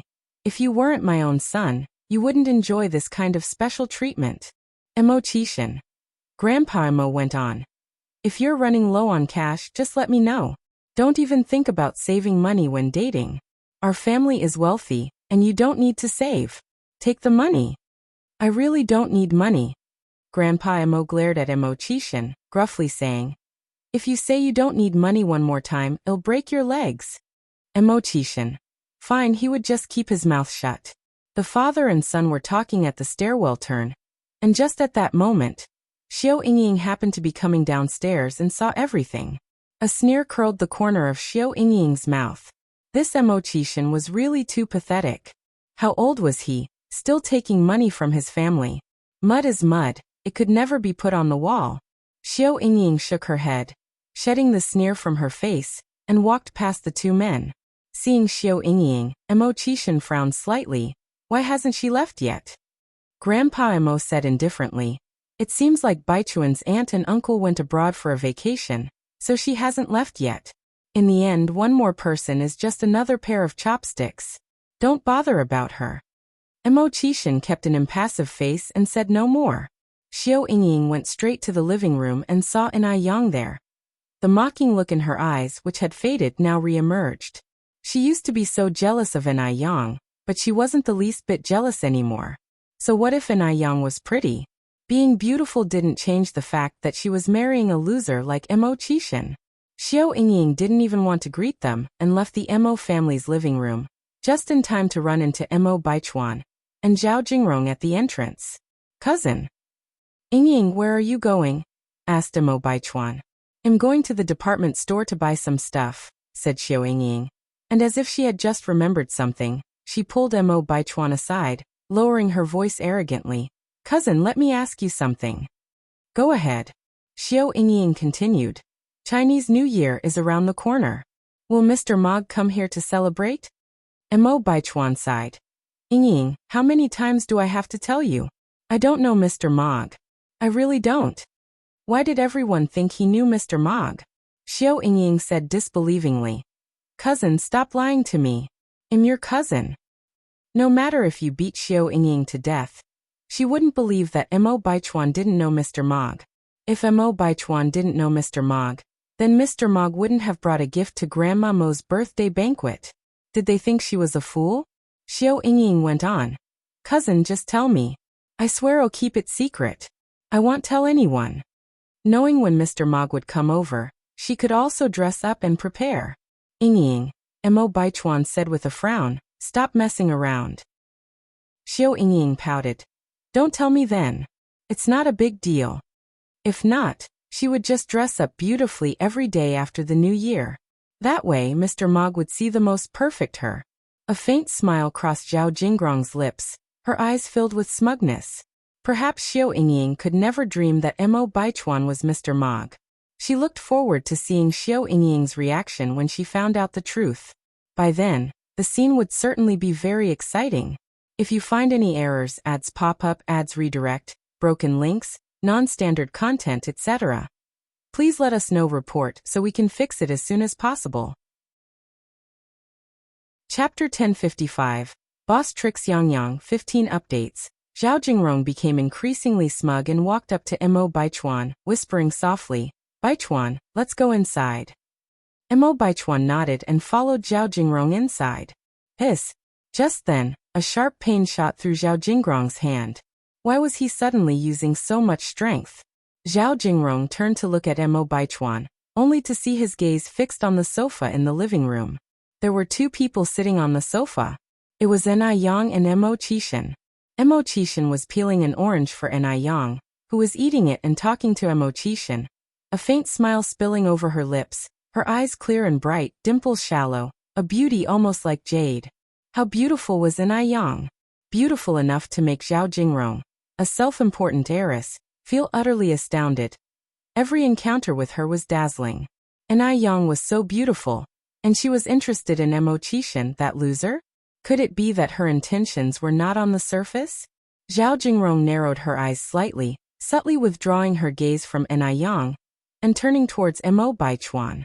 She now had an intuition that In-ai had come for Mo Baichuan. Yes. It must be so. How could she do this? In-ai was shameless. Mo Baichuan was her boyfriend. She wouldn't allow anyone to steal him away.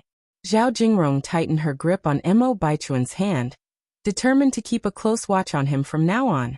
Uncle Six. Mo Baichuan greeted Mo Qixin respectfully as he walked over. Uncle Six, Miss In-ai. Zhao Jingrong also greeted, following behind. Mo Qixin lifted his eyelids slightly. Mem. In-ai nodded politely at Zhao Jingrong.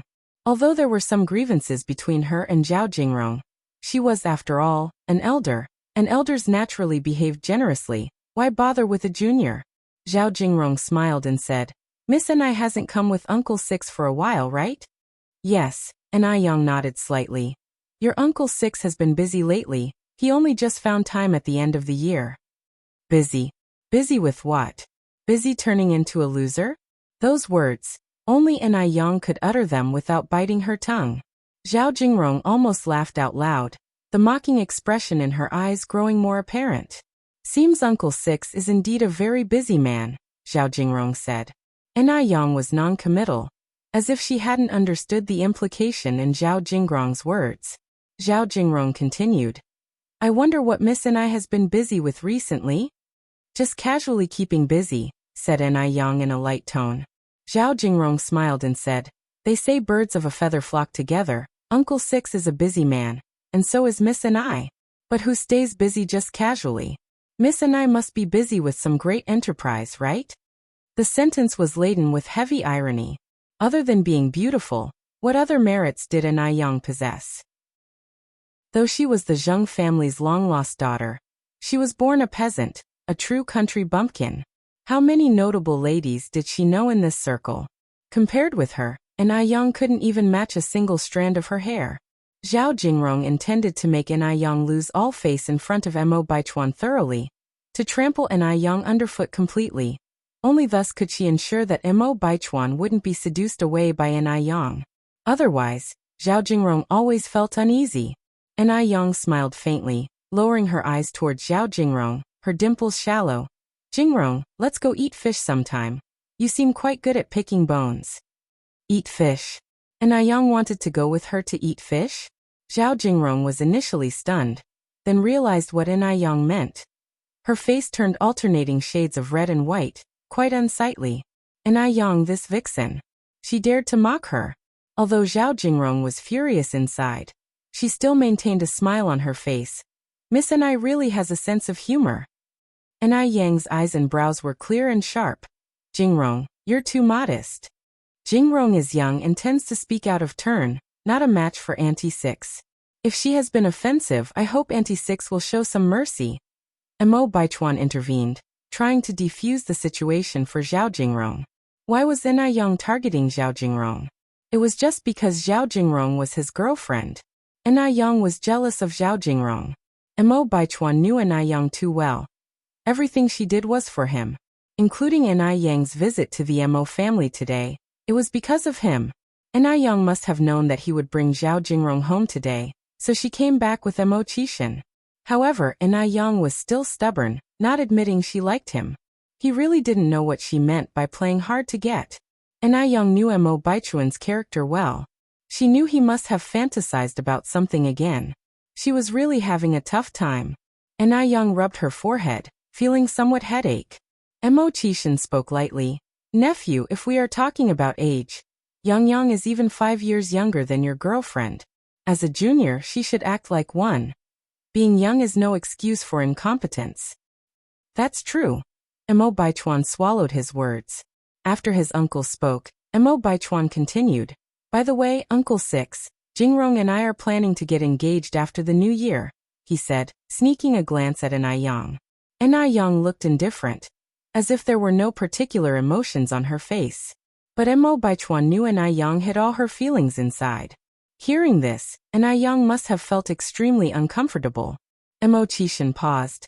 At the beginning of the year, I heard you two were planning to get engaged. Why hasn't it been settled yet? These words made Zhao Jingrong feel uneasy too, because at the beginning of the year, Mo Baichuan did mention it, but then he got busy with work and never brought it up again.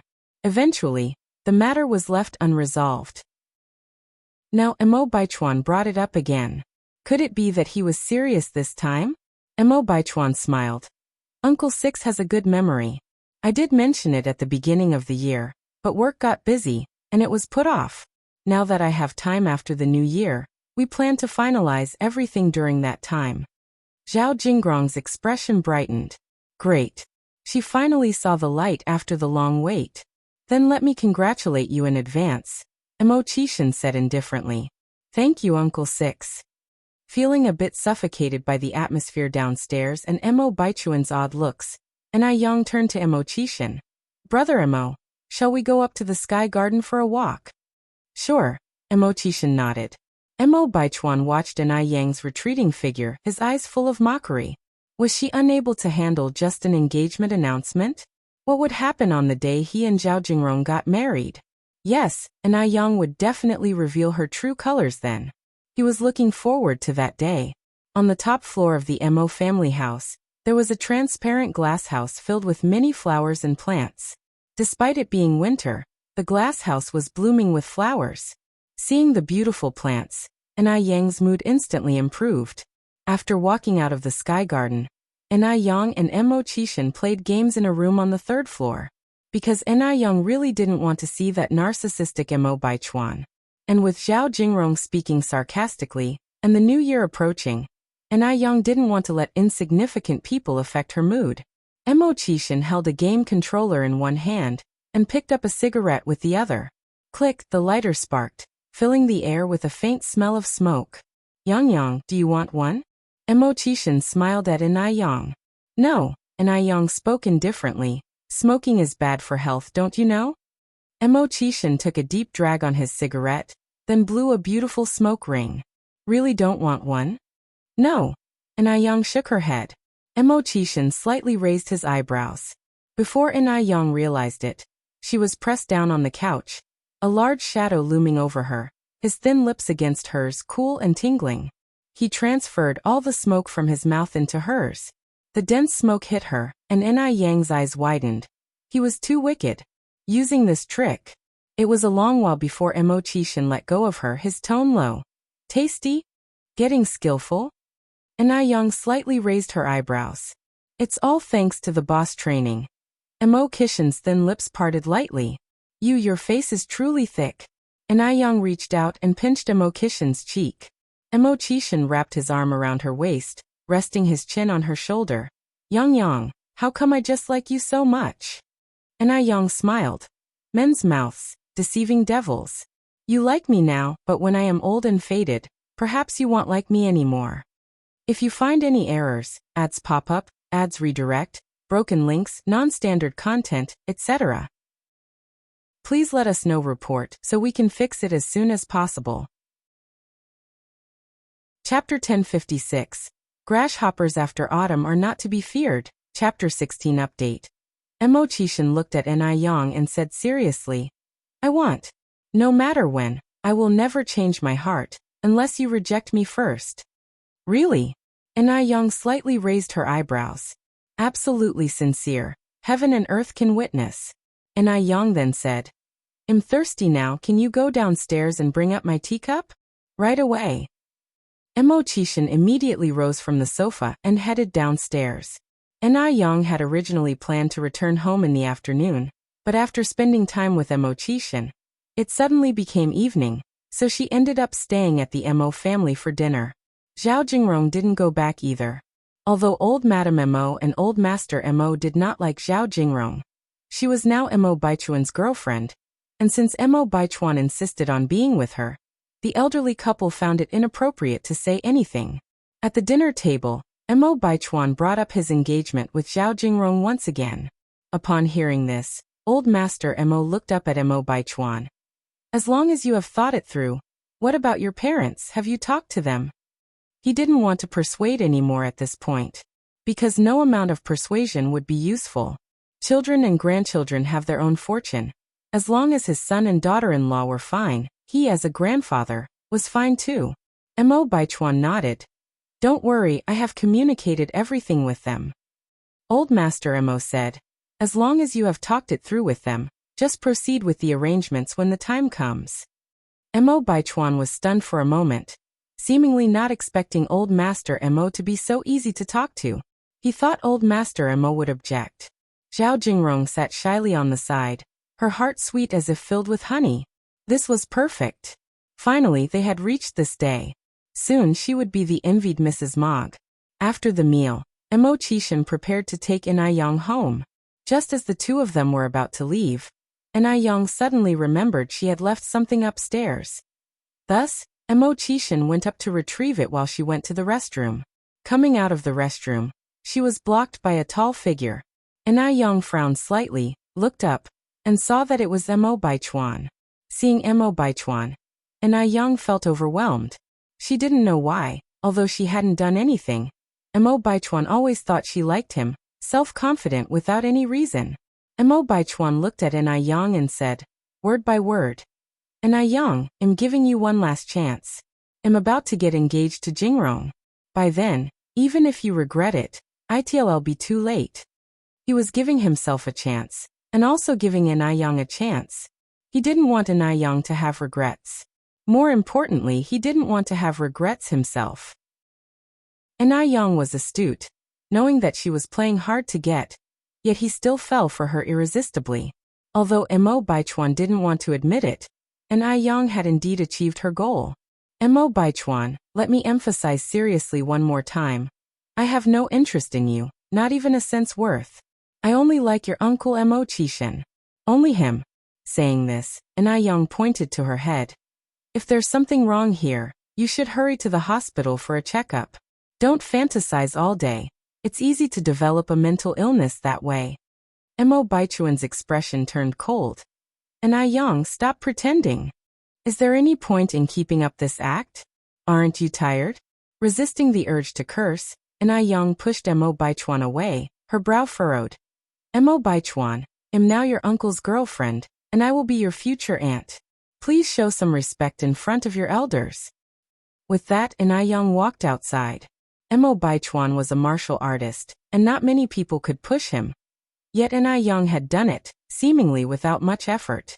Mo Baichuan watched Yang's retreating figure, licked his molars, his eyes filled with dangerous intent. If that was the case, he could only let Yang regret it herself. He would definitely give Zhao Jingrong an enviable, grand wedding. Yang arrived at the door just as Mo Qishan came down from upstairs. Yang, your bag. Yang took the bag and got into the car with Mo Qishan. Big brother Mo, I think your nephew has a problem. Yang had wanted to discuss this matter with Mo Qishan. After all, couples should be open and honest with each other, without any secrets. However, she was worried that if she spoke out, it might impact the relationship between Mo Qishan and Mo Baichuan. They say that beauty is a source of trouble, and she couldn't bear being a sinner. After careful consideration, Yang decided not to mention it. As long as she kept her distance from Mo Baichuan, that would be enough. Mo Qishan dropped Yang off at Jinghua village. Yang, it's too late now, so I won't go in. Tomorrow morning at 10:30, I'll come to pick you up. Pick me up to go where? Yang asked, somewhat curious. The day after tomorrow is New Year's. Let's go to Brother Dust's place tomorrow and have a look, Mo Qishan replied. Yang curiously said, isn't he going back to Shanghai for the new year? He's not going back. Mo Qishan said. All right. Yang nodded slightly, I got it. Today was the 29th of the 12th lunar month, and the Ni family was bustling with activity. Almost everyone had gathered around the stove to fry New Year's treats. Stuff like meatballs, radish balls, lotus root balls, and they had to steam the steamed buns. This was the first time she had tried making these things by hand. She was making them while simultaneously chatting with Yang. And soon she had prepared a series of round, plump balls. Even Shang Guansu was sitting with his sisters, kneading dough. Old Lady Shangguan and Old Lady Zheng were in charge of the stove, one tending the fire, and the other frying the balls. Enai Tsuehua and Shangguan Dehui had gone to rinse rice and wash vegetables.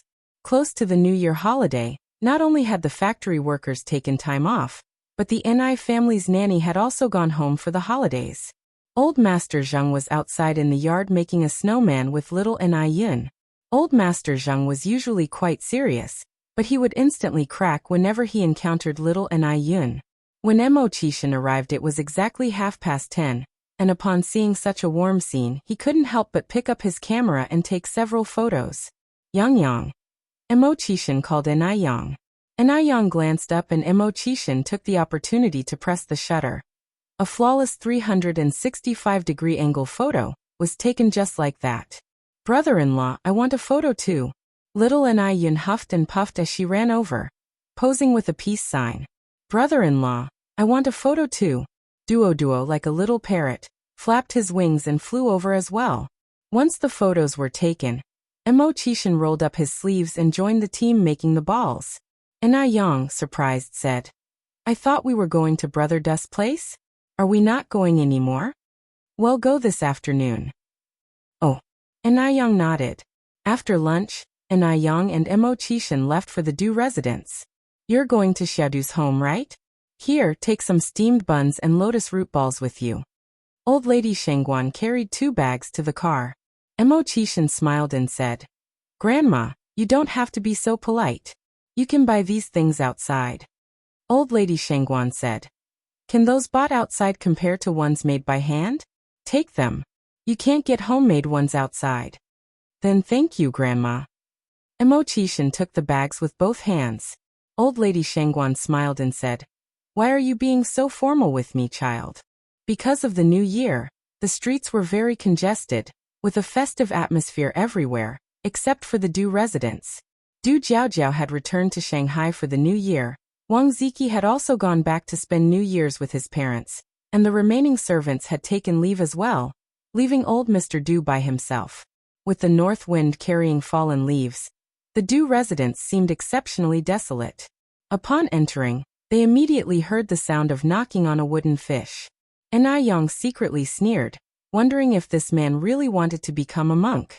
How could he spend every day reciting scriptures and worshipping Buddha? Didn't he get bored? Enai Yang was very curious how he persisted with it.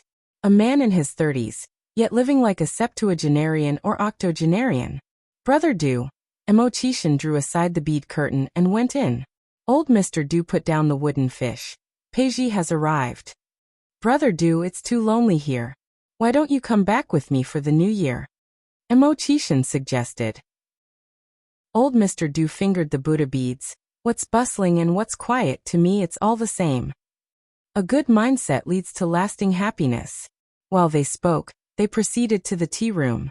The smoke of tea curled up, shrouding their figures, making everything seem dreamlike and illusory. Tea shall replace wine when guests arrive on a cold night, with the bamboo stove boiling soup and fire glowing bright. While Mo Qishan and old Mr. Du chatted, Enai Yang found a book on the shelf to read. She loved reading and had an interest in almost every book, gradually becoming engrossed in it. Even though she had read Dream of the Red Chamber many times before, each new reading brought different insights. A beauty rolls up the curtain, sitting deeply, knitted brows frowning in thought. Old Mr. Du, one hand holding Buddha beads, took a sip of the slightly bitter tea broth and said, "Peiji, have you been paying attention to the southern part of town lately? From what I understand, that group of old fellows seems to be getting restless." Mo Qishan lifted a teacup.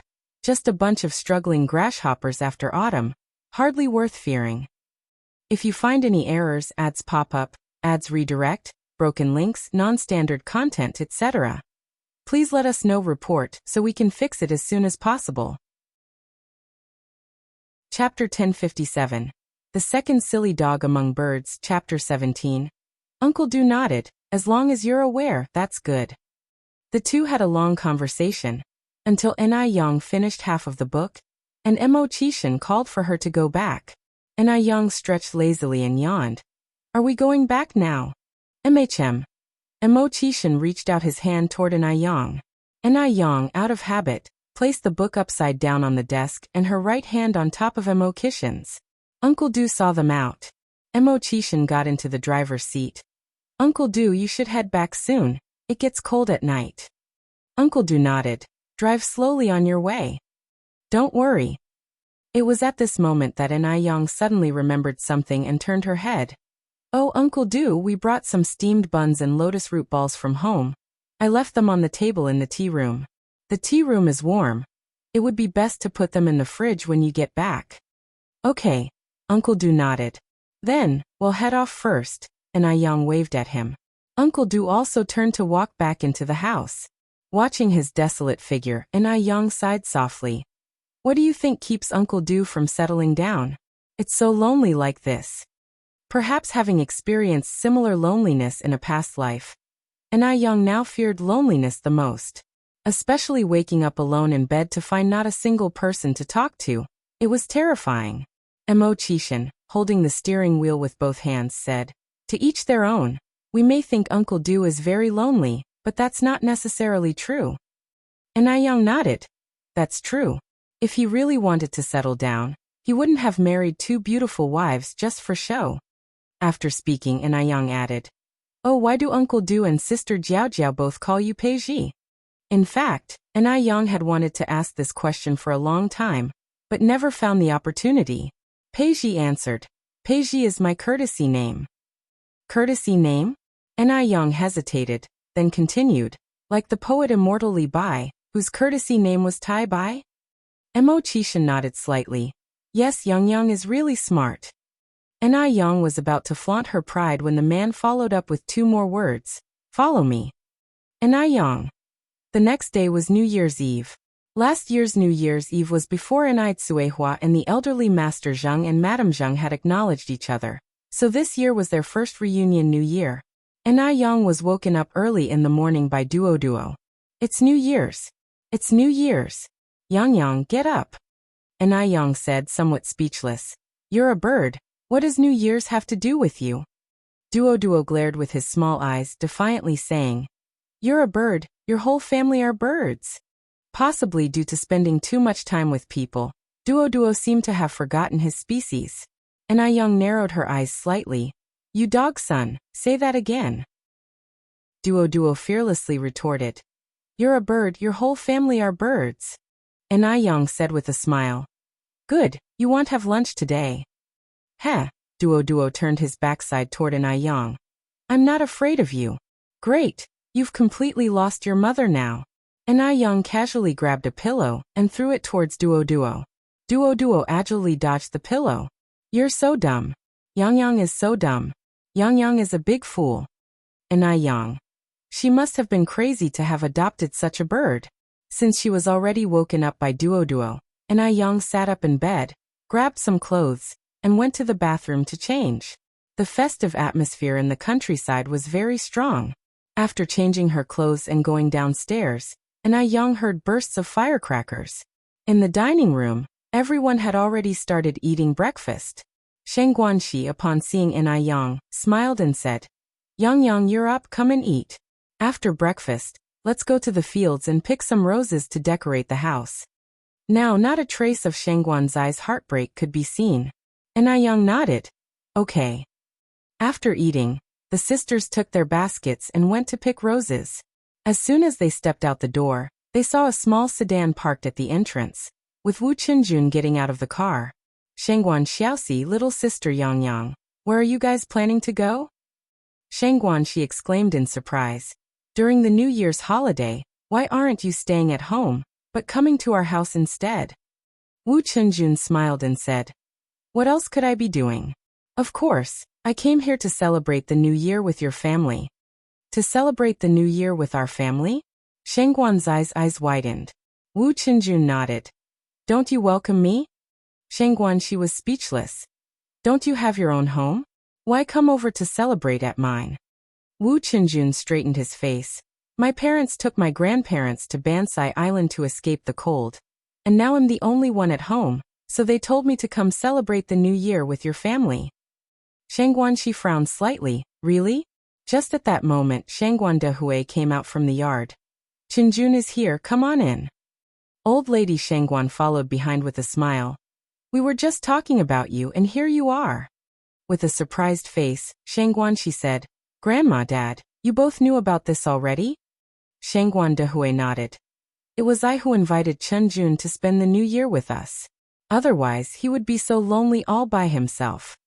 The Wu family and the Shangguan family were close friends, and besides, Wu Qinjun grew up under the watchful eye of Shangguan Dehui. With the Wu family not at home, it was only natural for them to invite Wu Qinjun over to the Shangguans to celebrate. Shangguanxi turned to Enai Yang. Yang, did you know about this too? Enai Yang shook her head. I had no idea. Shangguanxi, arm in arm with Enai Yang, said, Forget about him. Wu Laosen has always been shameless. Let's go pick roses instead. Wu Qinjun dropped off his big and small gift bags at the Enai family's place and hurriedly followed the two. Hey, where are you going? Take me with you. We girls are going to pick flowers. What would a big guy like you do following us? Shangguanxi looked at Wu Qinjun with disdain. Wu Qinjun said, Men and women are already equal. Why can you girls go pick flowers and I can't? That's gender discrimination. The two kept walking and bickering, while Enai Yang tried her best to minimize her presence and give them space.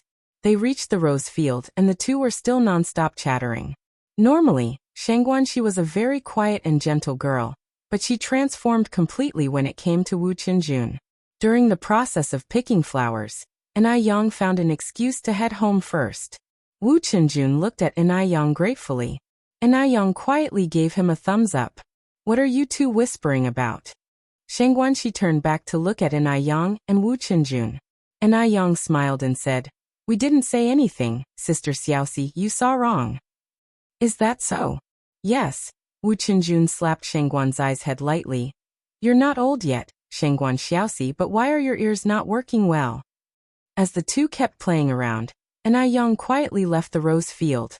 After lunch, Shangguan Su took Wu Qinjun to paste couplets and paper cuts on the windows. The Enai family had many doors and windows, so pasting couplets was a major undertaking.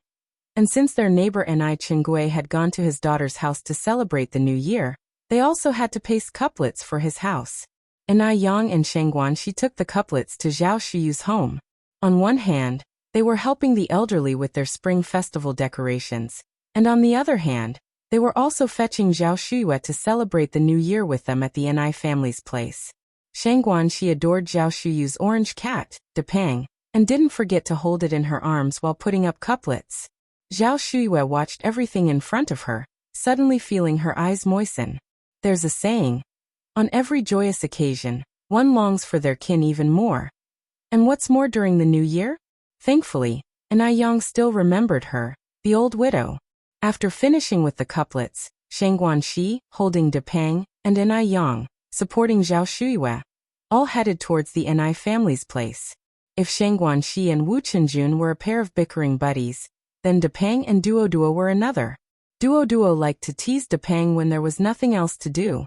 For example, nipping at Depang's fur when he wasn't looking, and afterward smugly saying, Ha ha!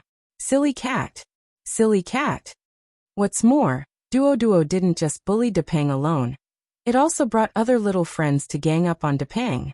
Although Depang was agile, he was no match for Duo. He would meow furiously as if he wished to throttle Duo. Don't be mad, Depang. Enai Yang reached out and picked up Depang. One of these days, we'll butcher that little dog and make stewed soup out of him. Duo said. Murder is a crime. Enai Yang corrected. You're a bird. I'm your dog son. Duo said.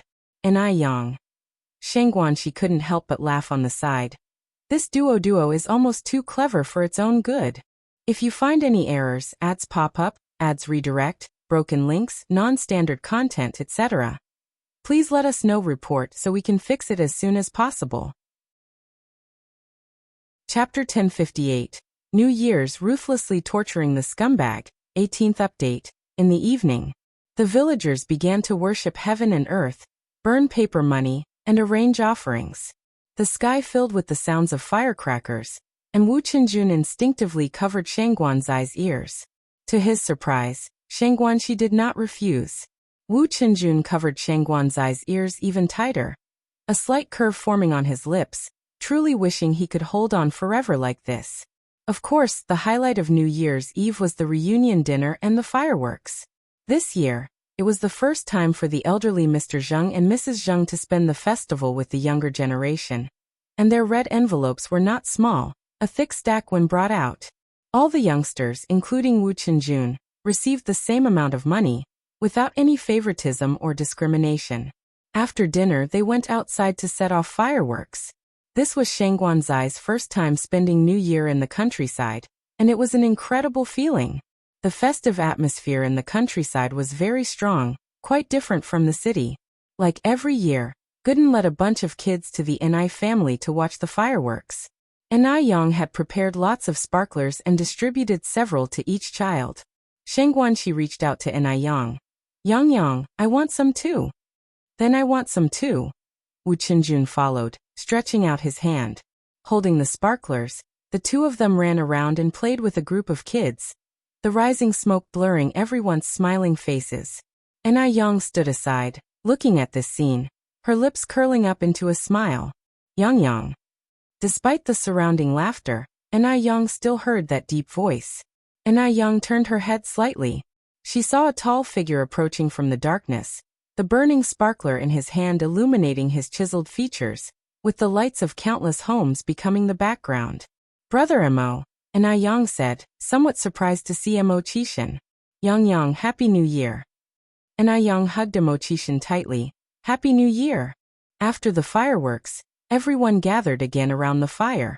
Gooden brought over some sweet potatoes from home, and everyone chatted while eating the steaming baked sweet potatoes. Mo Qishan had also prepared New Year's money for each child, and quietly handed out the red envelopes to all the kids. Then he stealthily pulled an extra-large red envelope from his pocket and slipped it into Enai Yang's hand. Yang, this is for you. Enai Yang was somewhat surprised. I get one too? Of course. Yours is the most unique and the biggest. Thank you, Brother Mo. Enai Yang earnestly tucked the red envelope into her pocket. I want one too. I want one too. Duo circled above their heads. Happy New Year. Give me a red envelope. Mo Qishan took out another red envelope and handed it to Duo. Duo was thrilled, hurriedly saying, Thank you, boss. Thank you, boss. And then flew away with the red envelope. Shangguansu looked at Shangguanxi and Wu Qinjun, then at Enai Yang and Mo Qishan, and finally at himself, suddenly feeling a love-struck blow of 10,000 points. It seemed it was time for him to find a girlfriend too. Otherwise, life was just unbearable. On the first day of the new year, Enai Yang, as usual, went hiking with Mo Qishan. They also burnt incense at Niuwang Temple. In Beijing, there is a custom that one should not go out on the second day of the first lunar month. So on the third day, Enai Yang and Mo Qishan went to pay a New Year visit to the Wang family. Since the Lantern Festival, Wu Yanyan had been waiting at the door every day, waiting for Enai Yang and others to come and pay a visit. She knew that someone from the Enai family would definitely come, because they still wanted to seek her forgiveness. When they arrived, she planned to harshly humiliate them, especially Enai Yang. How dare they come to pay a visit after throwing her away as a child? Ridiculous. But she waited for 3 days and no one from the Enai family came. Now Wu Yanyan panicked. Did they really not want her anymore? Had they truly given up on her? But what right did they have to give her up? They had abandoned her once before when they were children. Were they going to do it again? Wu Yanyan bit her teeth tightly, her face full of resentment. In the evening, the Wu family parents returned with Wu Dalong, Wu Erlong, and Wu Xiaolong. Whose house did you go to today? The Wu family were outsiders in Beijing and had few relatives, but today her parents and 3 brothers were not home. Wu Dalong said, Big sister, you won't be happy if I tell you. Did you go to Enai Yang's house? Wu Yanyan asked. Wu Dalong was about to speak when Wu Erlong tiptoed and covered Wu Dalong's mouth. A sneer appeared at the corners of Wu Yanyan's mouth. She wasn't a fool. Why didn't you tell me about going to Enai Yang's house? Why? Wu Erlong sighed. Big sister, we didn't mean to keep it from you on purpose, We were afraid you'd get angry. Considering the current situation, if they had told Wu Yanyan, she would probably make a scene again. Who wants to be scolded and pointed at during the New Year's celebration? It would be like asking for trouble. So the parents of the Wu family didn't tell Wu Yanyan. Is it because I'm not your real sister that you hide things from me? Wu Yanyan, her eyes slightly red, questioned Wu Dalong and Wu Erlong. Wu Dalong and Wu Erlong were startled. It's not like that, big sister, it's not. Wu Yanyan picked up a cup and threw it on the floor. Do you even consider me a member of this family anymore? The glass cup shattered to pieces, and the Wu couple, who were bathing Wu Xiaolong in the bathroom, came out, asking with bewilderment, "What's going on?" Wu Yanyan looked at the Wu couple. Didn't I say we're through with the Ni family? Why did you go to their house behind my back today? Just because I'm not your biological child, you can disregard my feelings like that? Is that it? Wu Yanyan felt too miserable. She couldn't understand why her family would make her suffer like this during the New Year's celebration. Why? Yan Erju explained. It's not like that, Shaoran. We didn't mean to hide it from you on purpose. Intentionally. You did it on purpose. Wu Yanyan cried and ran into her room, slamming the door shut. Bang! Wu Dalong and Wu Erlong jumped in fright. Wu Jinshu sighed. This child's temper is really getting bigger and bigger. Lately, Wu Yanyan hadn't spared them from her outbursts. Having heard her cold-hearted words so many times, the Wu couple had grown accustomed to them. At this point, they felt powerless about Wu Yanyan. They couldn't beat or scold her. Even if they said one harsh word, Wu Yanyan would take it as a slight because she wasn't their biological child. Yan Erju helplessly shook her head. Let it go, she's already 18 this year. Speaking to her won't help, and she'll just get angry if we say too much. What a hassle it is during the New Year. Before long, it was the 8th day of the first lunar month. The 8th day is considered an auspicious day. So many organizations and factories choose to start work on this day. Meanwhile, ever since Zuoling was laid off, he hadn't found a suitable job. At this time, Chunlei Bao's father stepped forward and offered to help Zuoling get a job in his factory, but there was a condition. Zuoling must marry Chunlei Bao. Naturally, Zuoling was unwilling. Who would want to marry a pixie walking through the door?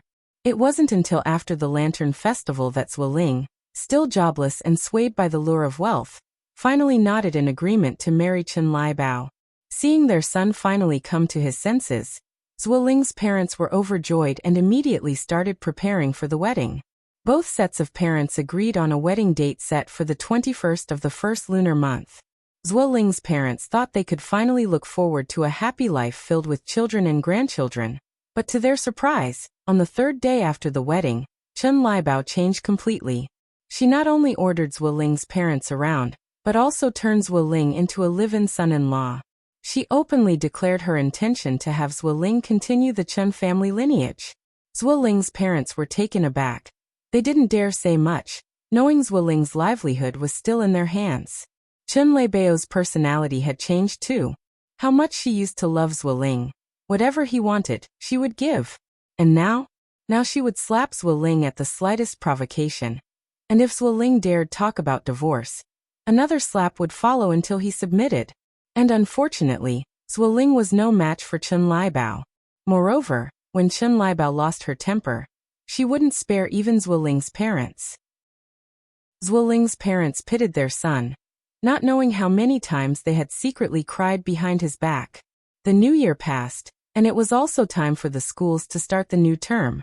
On the first day of school, Ni Yang naturally had to report to the campus. There were speeches and exams at the start of the school year, so Ni Yang had to stay in the dormitory for a few days. Li Huilan and Zhang Qiuying had already arrived in the dormitory. With the new year came a new spirit, and both of them seemed much more energetic. Yang, my dear, you're finally here. I've missed you to death. Zhang Qiuying hugged Ni Yang excitedly.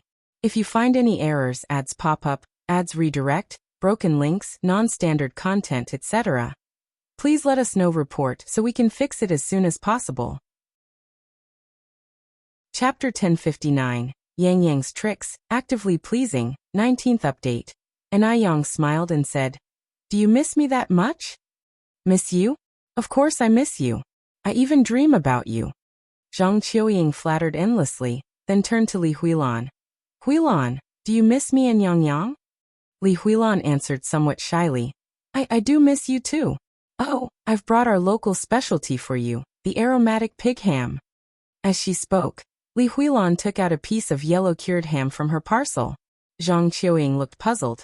We don't have a pot in our dorm, and you brought such a big piece of meat. How are we supposed to eat it? Li Huilan pulled out a knife and cut a piece of ham for Zhang Qiuying. This is eaten raw, try it. Raw meat. Zhang Qiuying frowned slightly. She really dared not eat it. In their hometown, there was a saying that eating raw pork could cause mad pig disease. Zhang Qiuying waved her hands repeatedly. Huilan, stop joking. How can you eat raw meat? Aren't you afraid of getting mad pig disease?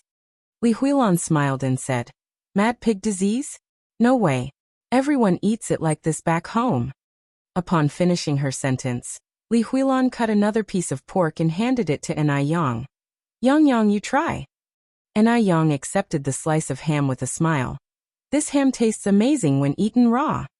Aromatic pig ham is considered a luxury food in later years, with prices soaring into 5 digits per pound. The ham from the 1980s was all natural and free from pollution, making it many times tastier than the exorbitantly priced hams of later years. Seeing Enai Yang enjoying the ham so much, Zhang Qiuying couldn't help but give her a thumbs up. Yang, you're something. Daring to eat raw meat. Enai Yang took another piece and then another. This is truly a rarity. You can't buy it even if you had the money, Qiuying. Not eating it is your loss. Zhang Qiuying said. I'm not eating. After eating 3 slices of ham, Enai Yang sighed. If only we had a glass of wine to go with it. It was already 1986, and everyone would be raving about the 87 Lafite wine next year, so Enai Yang planned to buy a batch to store. Zhang Qiuying laughed. Yang, you really know how to enjoy life. Life is all about food and drink. Enai Yang spoke lightly. Li Huilan looked up at Zhang Qiuying. Qiuying, are you really not going to eat this ham? Not eating. Zhang Qiuying shook her head like a drum. Enai Yang shook her head. Some people just don't appreciate good food. Li Huilan picked up the ham and placed it on Enai Yang's desk. Since Huilan can't enjoy this, Yang, I'll give this piece of ham to you. Take it home and let your family try it. Enai Yang was taken aback by Li Huilan's generosity. All for me? Huilan, aren't you going to eat it yourself? Li Huilan said nonchalantly. I've been eating it since I was a child, and I'm tired of it. Just take it, and don't be polite. Although the 1980s was a difficult time, there were still wealthy areas. Li Huilan, although born in a rural area, didn't have it as hard as one might think.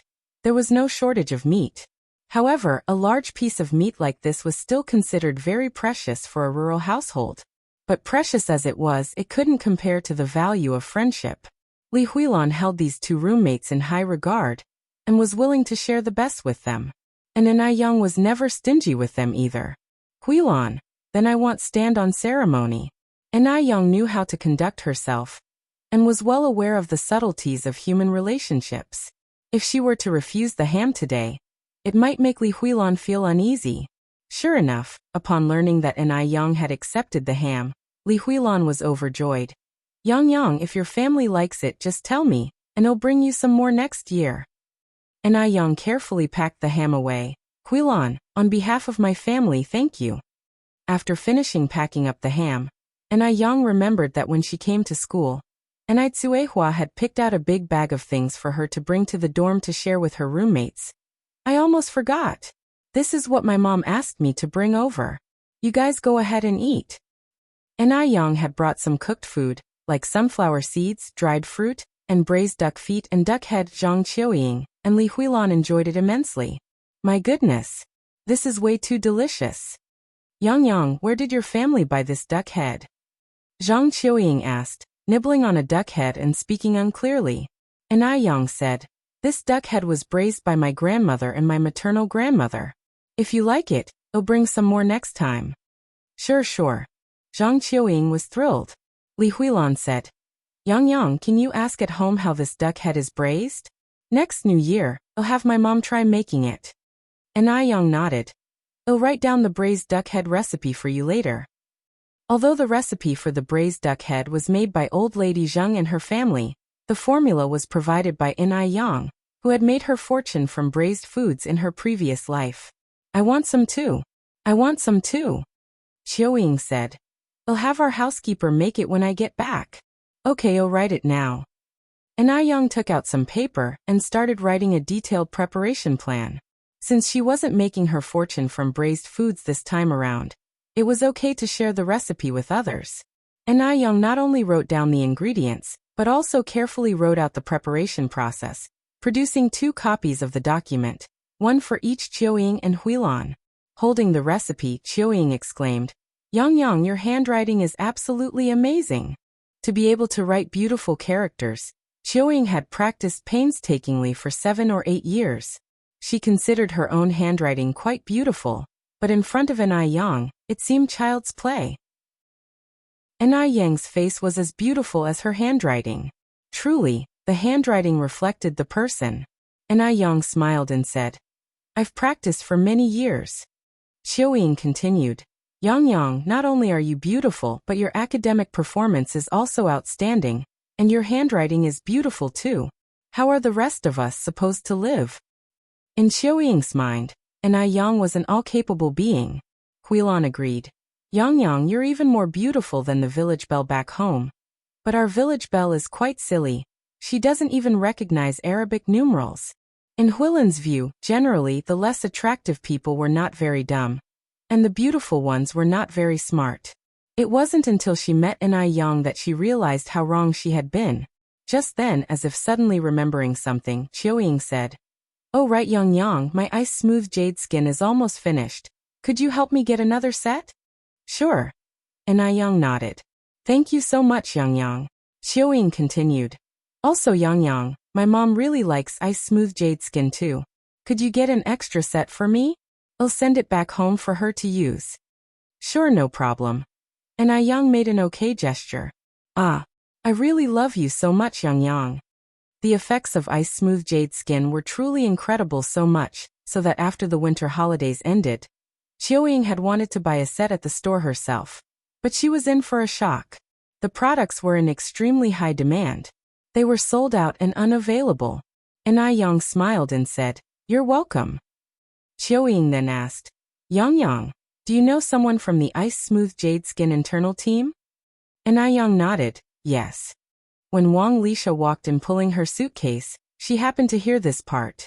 Her eyes lit up. Ever since she started using the basic ice-smooth jade skin, her skin had become incredibly smooth, as if she had put on a new layer.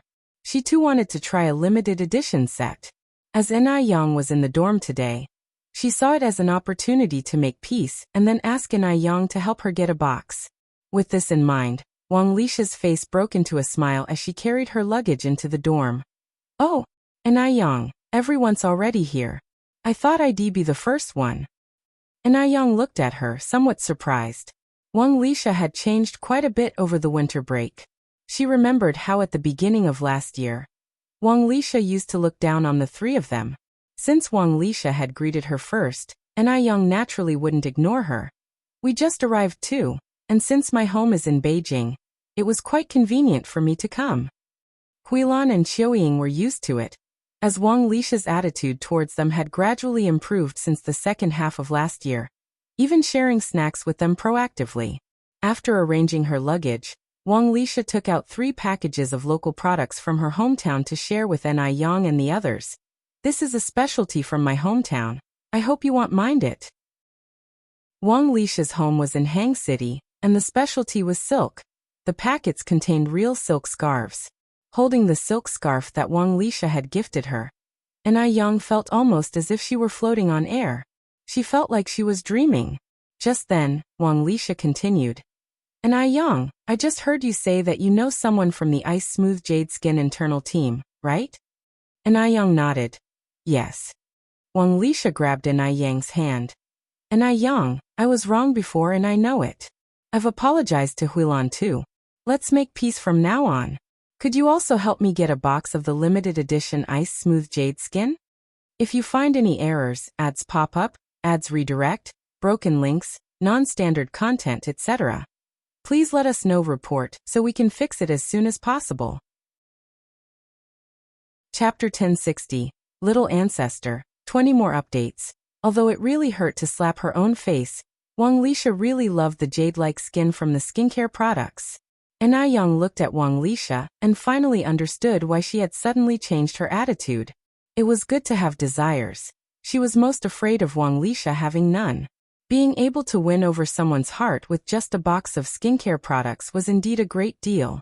After all, the more people, the easier to handle things. Moreover, Wang Lisha wasn't really bad, just a bit spoiled due to her wealthy background. Besides, they were dorm mates. Having a harmonious relationship was better than being in a continual standoff. And Young didn't like the latter. And Young said with a smile, "Sure." "Really?" Wang Lisha looked at Young incredulously, excited to the point of madness. And Young nodded, "Really?" And Young, "Thank you. Thank you." Wang Lisha hugged Young excitedly. She was so happy, because she hadn't expected Young to forgive her so easily. She had even prepared herself for Young to make fun of her thoroughly, especially since she hadn't shown any kindness to Young back then, and even mocked that jade-like skin products would ruin one's face. Looking back now, it was really inappropriate. She had misjudged Young, whose generosity truly impressed her. Young said lightly, "You're welcome." The next day, Young brought 3 sets of the jade-like skin products to the dorm. 2 sets for Zhang Qiuying and 1 set for Wang Lisha. Wang Lisha took the jade-like skin products with both hands, excitedly exclaiming, "Oh my! I finally got the limited edition." Additionally, Young gave Li Huilan a big bottle of moisturizing cream. Li Huilan was embarrassed to accept it. Young said with a smile, "Huilan, if you don't accept this, you're making me feel like an outsider. Otherwise, I should take that big ham I brought back home." Li Huilan then accepted the cream. Today was Sunday, and Wu Chenjun and Shang Guanxi had arranged to go watch a movie together. Early in the morning, he drove over to pick up Shang Guanxi. Young quietly asked Wu Chenjun how things were progressing between him and Shang Guanxi. Wu Chenjun blushed and said, "I can't really tell, but your sister is quite oblivious. I've hinted so many times, yet she is still indifferent." Speaking of this issue, Wu Chenjun was also frustrated because he wanted to win his beauty sooner rather than later. Young then said, "Hints won't work. Sister Xiaoxi is a very romantic person. You need to prepare a surprise for her, something ceremonial too." Why did Zueling manage to win Shangguanzai's heart before? It was because Zueling was creative, ceremonial, and knew how to sweet-talk. Wu Chenjun trying to win Shangguanxi through hints. Compared to Zueling, Wu Chenjun was too straightforward. He had a kind of steel-like straightforwardness. One day during the new year, Young whimsically did a popular futuristic makeup look for Shang Guanxi. When Wu Chenjun saw Shang Guanxi, he blurted out, "You didn't clean the sleep out of your eyes properly." That day, Shang Guanxi almost beat Wu Chenjun up. "Are you sure a surprise will work?" Wu Chenjun asked uncertainly. "Sure," Young nodded. "What kind of surprise should I prepare then?" Wu Chenjun continued. Young smiled and said, "That's something you'll have to think of yourself. Others planning it for you won't convey your feelings." Wu Chenjun scratched his head. "Okay, I got it, thanks little auntie." Young pointed to little Yin and said, "Your little auntie is her." Wu Chenjun quickly corrected himself. Second auntie, second auntie." Just then, Shang Guanxi came downstairs and changed clothes, and after greeting Young, the two left together. Watching their departing figures, little Yin looked up at Young. "Sister, what's a little auntie? Can you eat it?" "You just know about eating."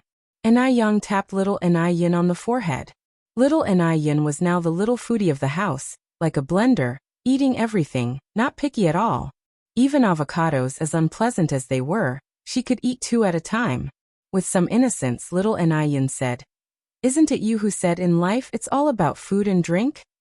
"Oh," Young said with a smile full of meaning.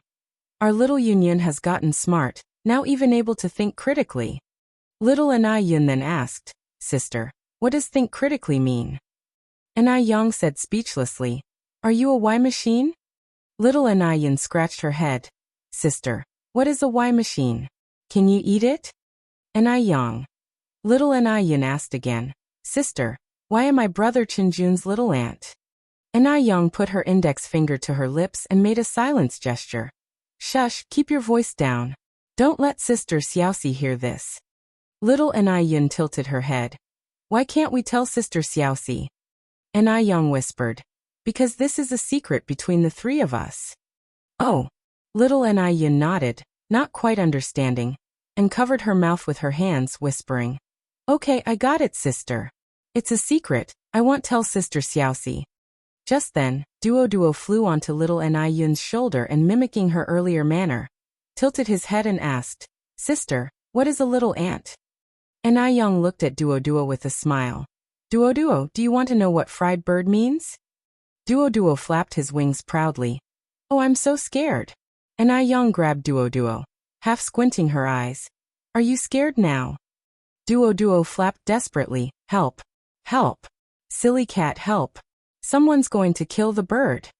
Just as she spoke, Depang charged over from afar, constantly meowing at Anai Yang, and scratching at her legs, as if to say, if Anai Yang didn't let Duo go today, it would cling to her forever. Meow meow meow, Duo maliciously said.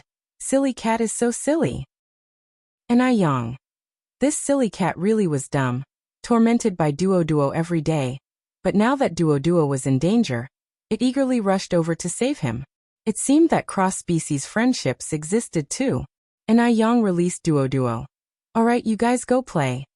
No sooner had Duo gained his freedom than he pecked at Depang. Friendships can capsize in an instant, and Depang immediately flashed his claws, as if he'd wipe out Duo's entire lineage. After playing with the silly cat Depang for a while, Duo was nowhere to be seen. The lively streets of Beijing. Duo perched on the shoulder of a refined man in casual clothes. Little jerk, where are we going? We're going to eat, Du Chengfeng answered. Little jerk, I'm hungry. Duo pecked at the fine hairs near Du Chengfeng's ear. Hungry. You're so annoying, Du Chengfeng said, twirling his Buddha beads. You're the annoying one, your whole family is annoying. Duo got ruffled. Du Chengfeng remained calm. In this world, you're probably the only bird that dares to talk to me like this. He could never have dreamed that he'd indulge a bird this way. Duo cheekily said, because I'm your little ancestor. Du Chengfeng. Little jerk, your little ancestor is hungry. Speak properly, Du Chengfeng commanded, his expression unchanging yet with a stern look in his eyes. If it had been before, Duo would have trembled with fear, but not anymore. Du Chengfeng, your little ancestor is hungry. Du Chengfeng. Seeing that Du Chengfeng had no intention of grabbing the bird food, Duo coquettishly rubbed against his chin. Finally, Du Chengfeng took out fine quality bird food from his pouch. Delicious. Wu Yanyan spotted Du Chengfeng from a distance. But due to their previous encounters, she couldn't muster the courage to greet him. Looking at Duo on Du Chengfeng's shoulder, then at herself, Wu Yanyan's lips curled into a mocking smile. Had she really fallen so low that she was now inferior to a pet kept by Anai Yang? How ironic. Anai Yang was shameless, using a pet to flirt with Du Chengfeng. Just then, a dark shadow flew towards Wu Yanyan, an excited voice shouting, Yanyan! Yanyan! Previously, Wu Yanyan had visited the Anai family many times, and when at their place she had fed Duo, who was quite gluttonous. Thinking of coming over to greet her and surely being fed something delicious, Duo thought Wu Yanyan would be overjoyed. Wu Yanyan was initially startled, noticed Du Chengfeng nearby, and then smiled and greeted Duo. Hello Duo. Hello Yanyan. If there was one thing Duo was good at, it was mimicking quickly. Wu Yanyan continued, Duo, my home has delicious food, visit sometime if you're free. Duo didn't catch anything else but the mention of delicious food, and got terribly excited. Delicious. If you find any errors, ads pop up, ads redirect, broken links, non-standard content, etc., please let us know report so we can fix it as soon as possible. Chapter 1061. She is like the moon surrounded by stars. Chapter 21. Wu Yanyan watched Duoduo with a smile that reached her eyes. But in reality, the happier she appeared on the surface, the more she hated Enai Yang in her heart. She hated everything about Enai Yang, including this beast. Just as Duoduo was about to say something more, the sound of Old Dust's voice filled the air. Duoduo, come here. Goodbye, Yanyan. Duoduo politely bid farewell to Wu Yanyan. Wu Yanyan waved her hand toward Duoduo. Duoduo flew straight to Old Dust's shoulder. You little rascal, I want to eat more. Old Du held Buddha beads in one hand while pulling out a brocade pouch with the other. Who was that just now? Yanyan, it was Yanyan. Wu Yanyan. Old Du frowned slightly, a hint of surprise flashing in his eyes. Duoduo ate a grain of birdseed. You can't be that rude, you must call her Yanyan. Listen, Duoduo. Old Du turned his head to look at Duoduo. From now on, you're not allowed to speak to Wu Yanyan, nor eat anything she gives you. Why?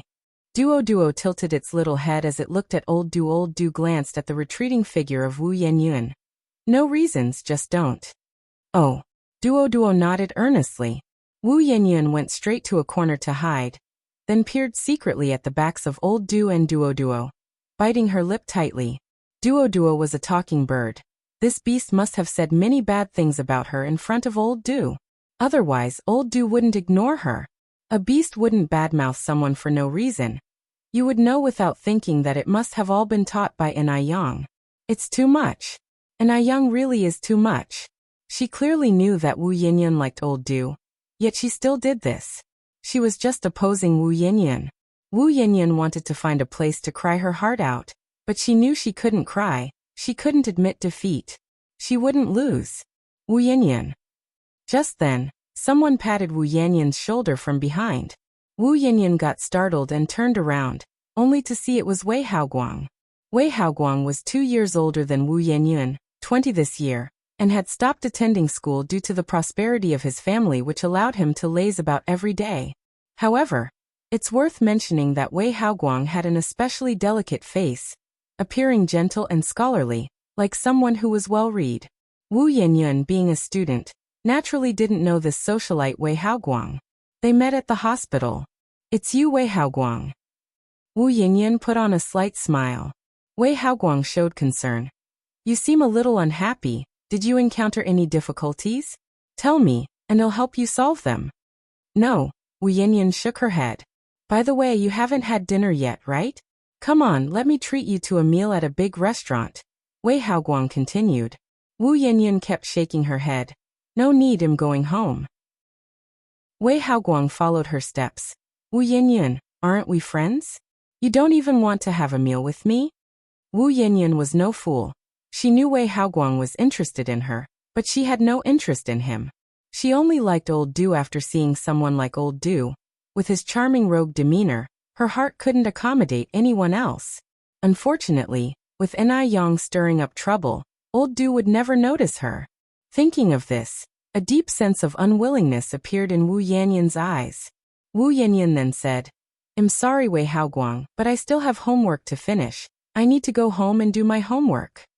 Last year, Enai Yang took the national top scholar spot, and this year, her total score must beat Enai Yang. It must. Doing homework is so boring. Come and play with me instead, let me show you around. Wei Haoguang grabbed Wu Yanyan's hand and led her to the motorbike parked by the side. Wu Yanyan was forced onto the motorbike. Wu Yanyan had ridden bicycles and been in cars, but this was her first time on a motorbike. Wei Haoguang had also called a group of brothers, and about a dozen of them started racing on the winding mountain road. Wu Yanyan hugged Wei Haoguang's waist tightly, screaming continuously, and as the adrenaline surged, her depressed mood also began to lift. Isn't it thrilling? Wei Haoguang turned his head and shouted at Wu Yanyan. Thrilling. Happy. Happy. Wu Yanyan shouted back loudly. With a beauty by his side, it was Wei Haoguang who of course won this race. The boss is awesome. The boss is mighty. Wei Haoguang took off his helmet. Stop the nonsense and pay up. Everyone immediately pulled out their money.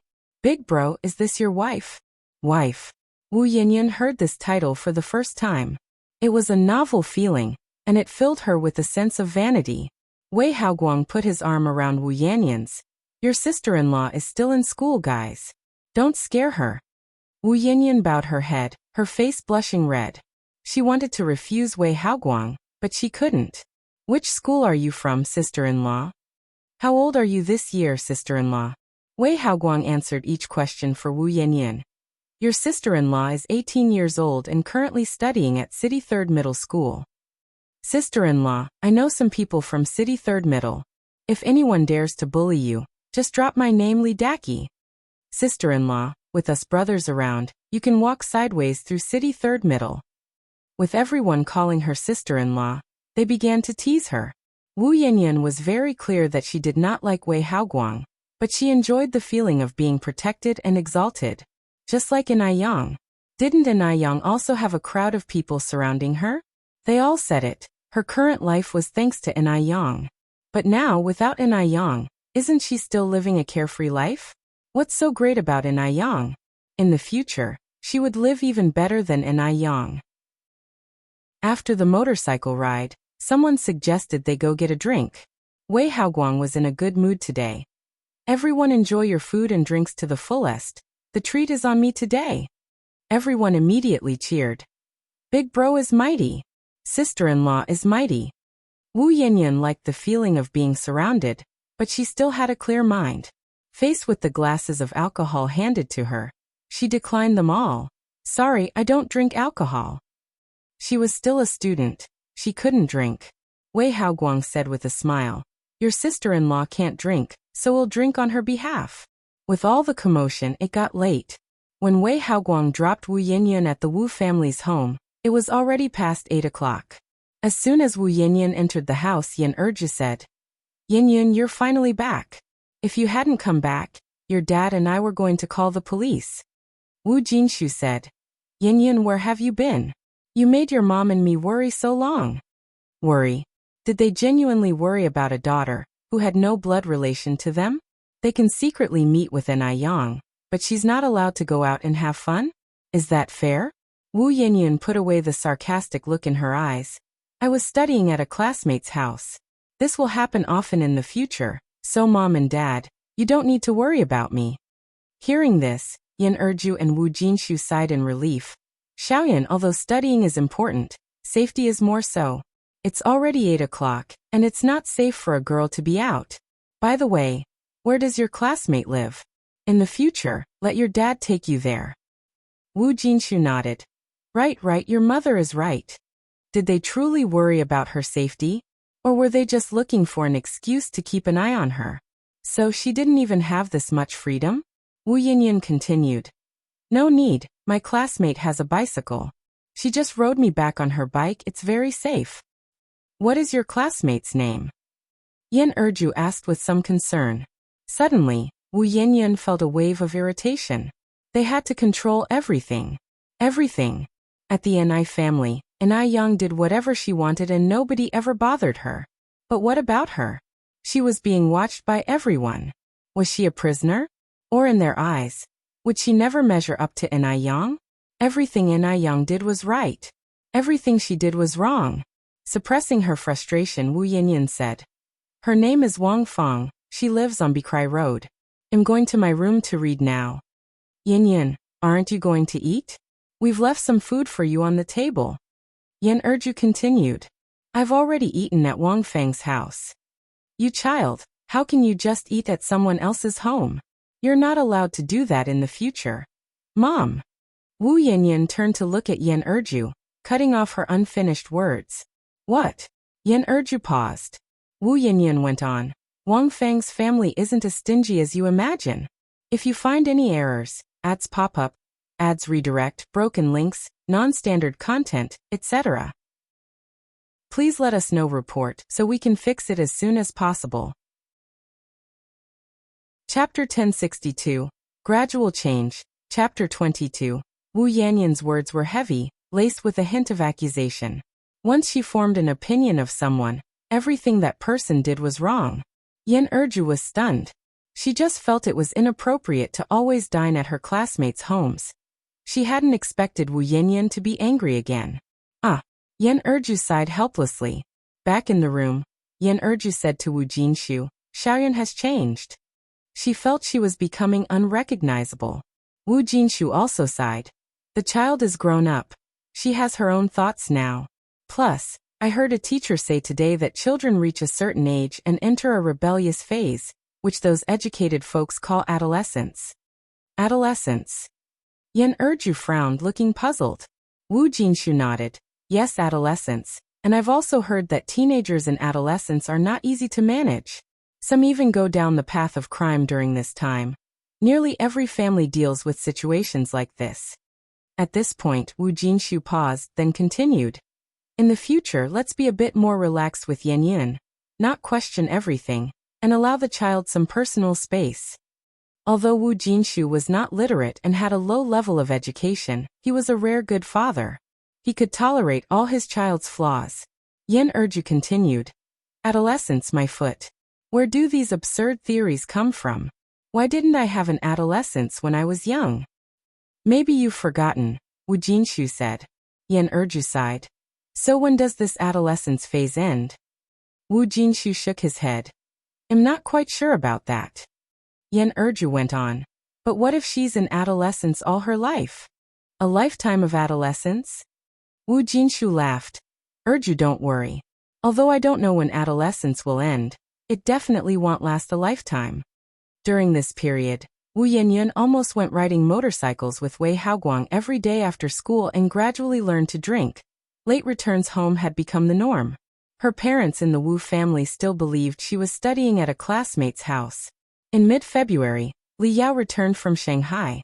During this time, Li Yao had already arranged the store affairs in Shanghai. This trip, she was coming to transport the Ice Muscle Jade skin products back to Shanghai. Li Yao hired a large truck for the job directly. Seeing this truck, Anayang chuckled. Sister Yao Yao, how much Ice Muscle Jade skin are you planning to haul back? Li Yao said, beautiful, just get me the stock. However much it is, I can sell it out. Through her promotion, Ice Muscle Jade skin had already gained high popularity among the circles of ladies and socialites. Anayang laughed. I just shipped a batch to M Country recently, and with the recent sales, our stock is not much now. How can this be? Li Yao frowned slightly and continued. Don't you have a large factory now? Can't keep up with the demand. Anayang went on. The factory won't be finished for another half-month. I estimate it can only start operating at the beginning of next month. Ah. Upon hearing this, Li Yao looked at Anayang with a face full of disappointment. I thought the factory had already started operating. That's not so fast, Anayang continued. But Sister Yao Yao, don't be disappointed. Although we don't have a lot in stock right now, it's still enough for you to sell. How much is there? Li Yao asked. Come with me to have a look. Anayang led Li Yao to the warehouse. The warehouse was filled with piles of Ice Muscle Jade skin, all very fresh, having been produced only recently. Li Yao continued. This isn't even enough for 2 days' sales. Anayang went on. Limited editions are sold only at the beginning and end of the month. Including the basic ones, it should be enough for you until next month.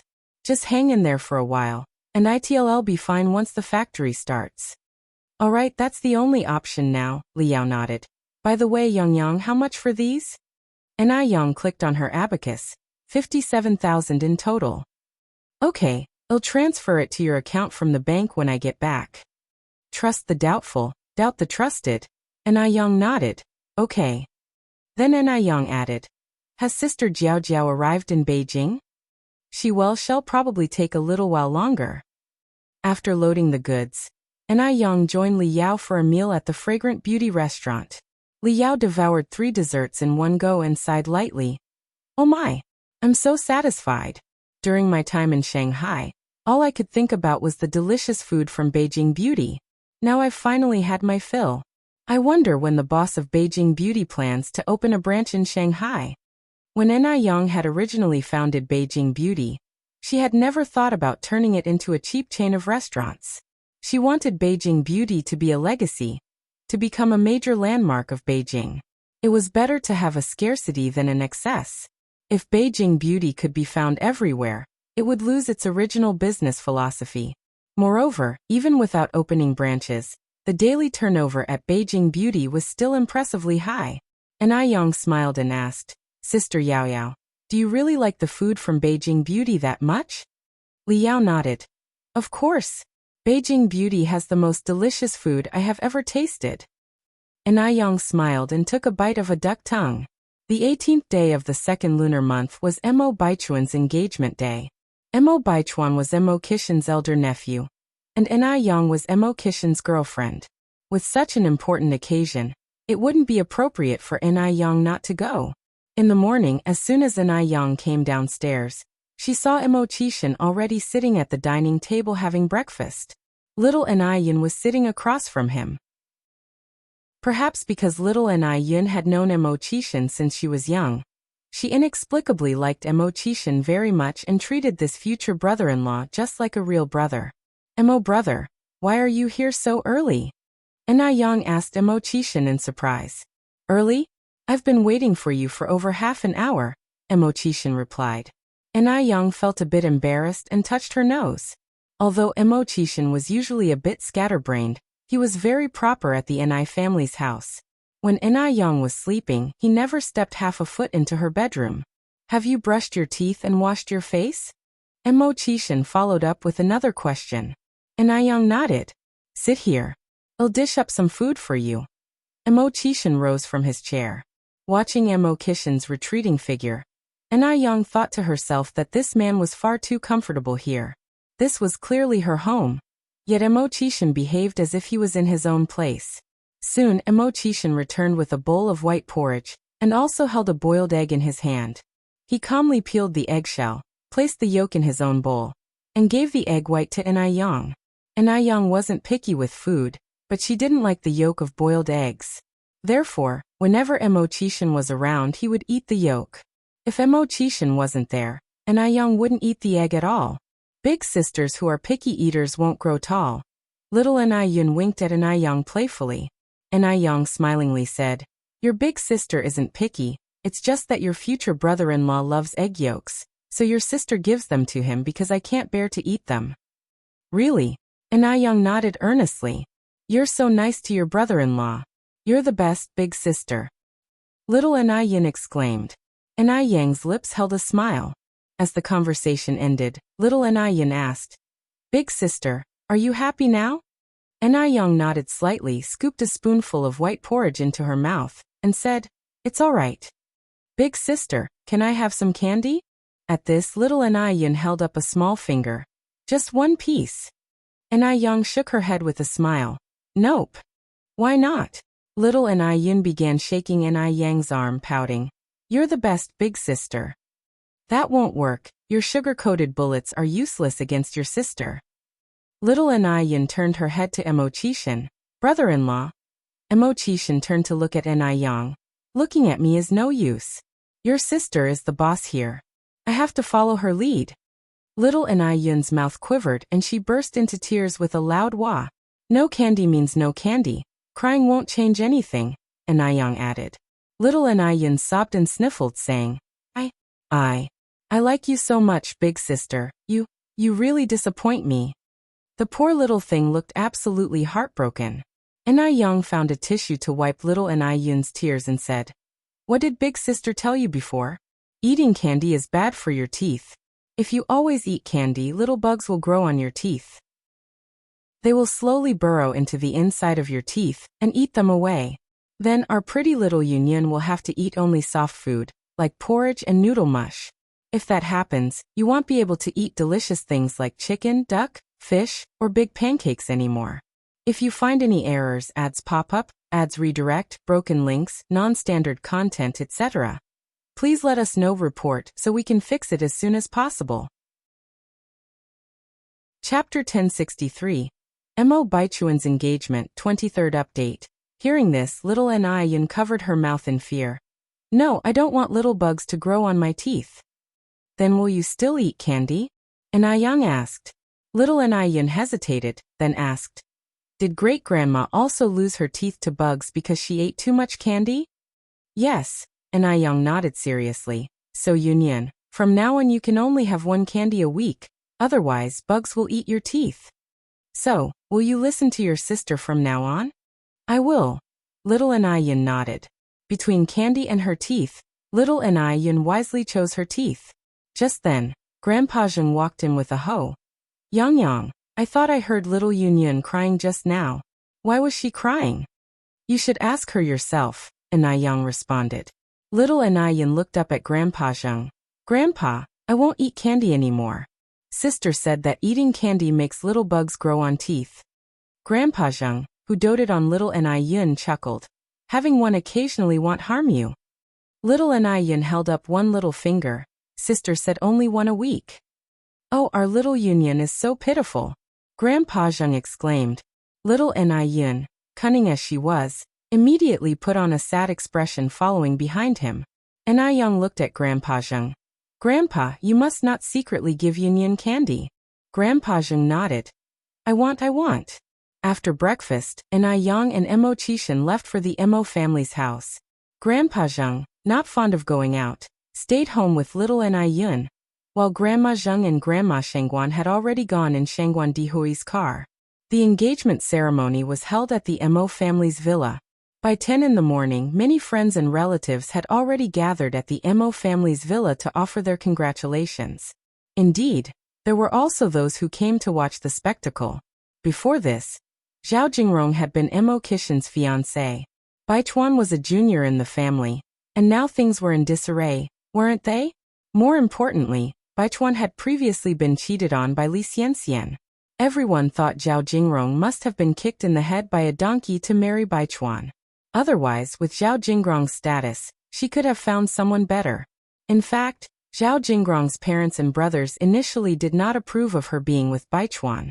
But after finding out that Bai Chuan was Mr. Mog, they had no more objections. That was the famous Mr. Mog.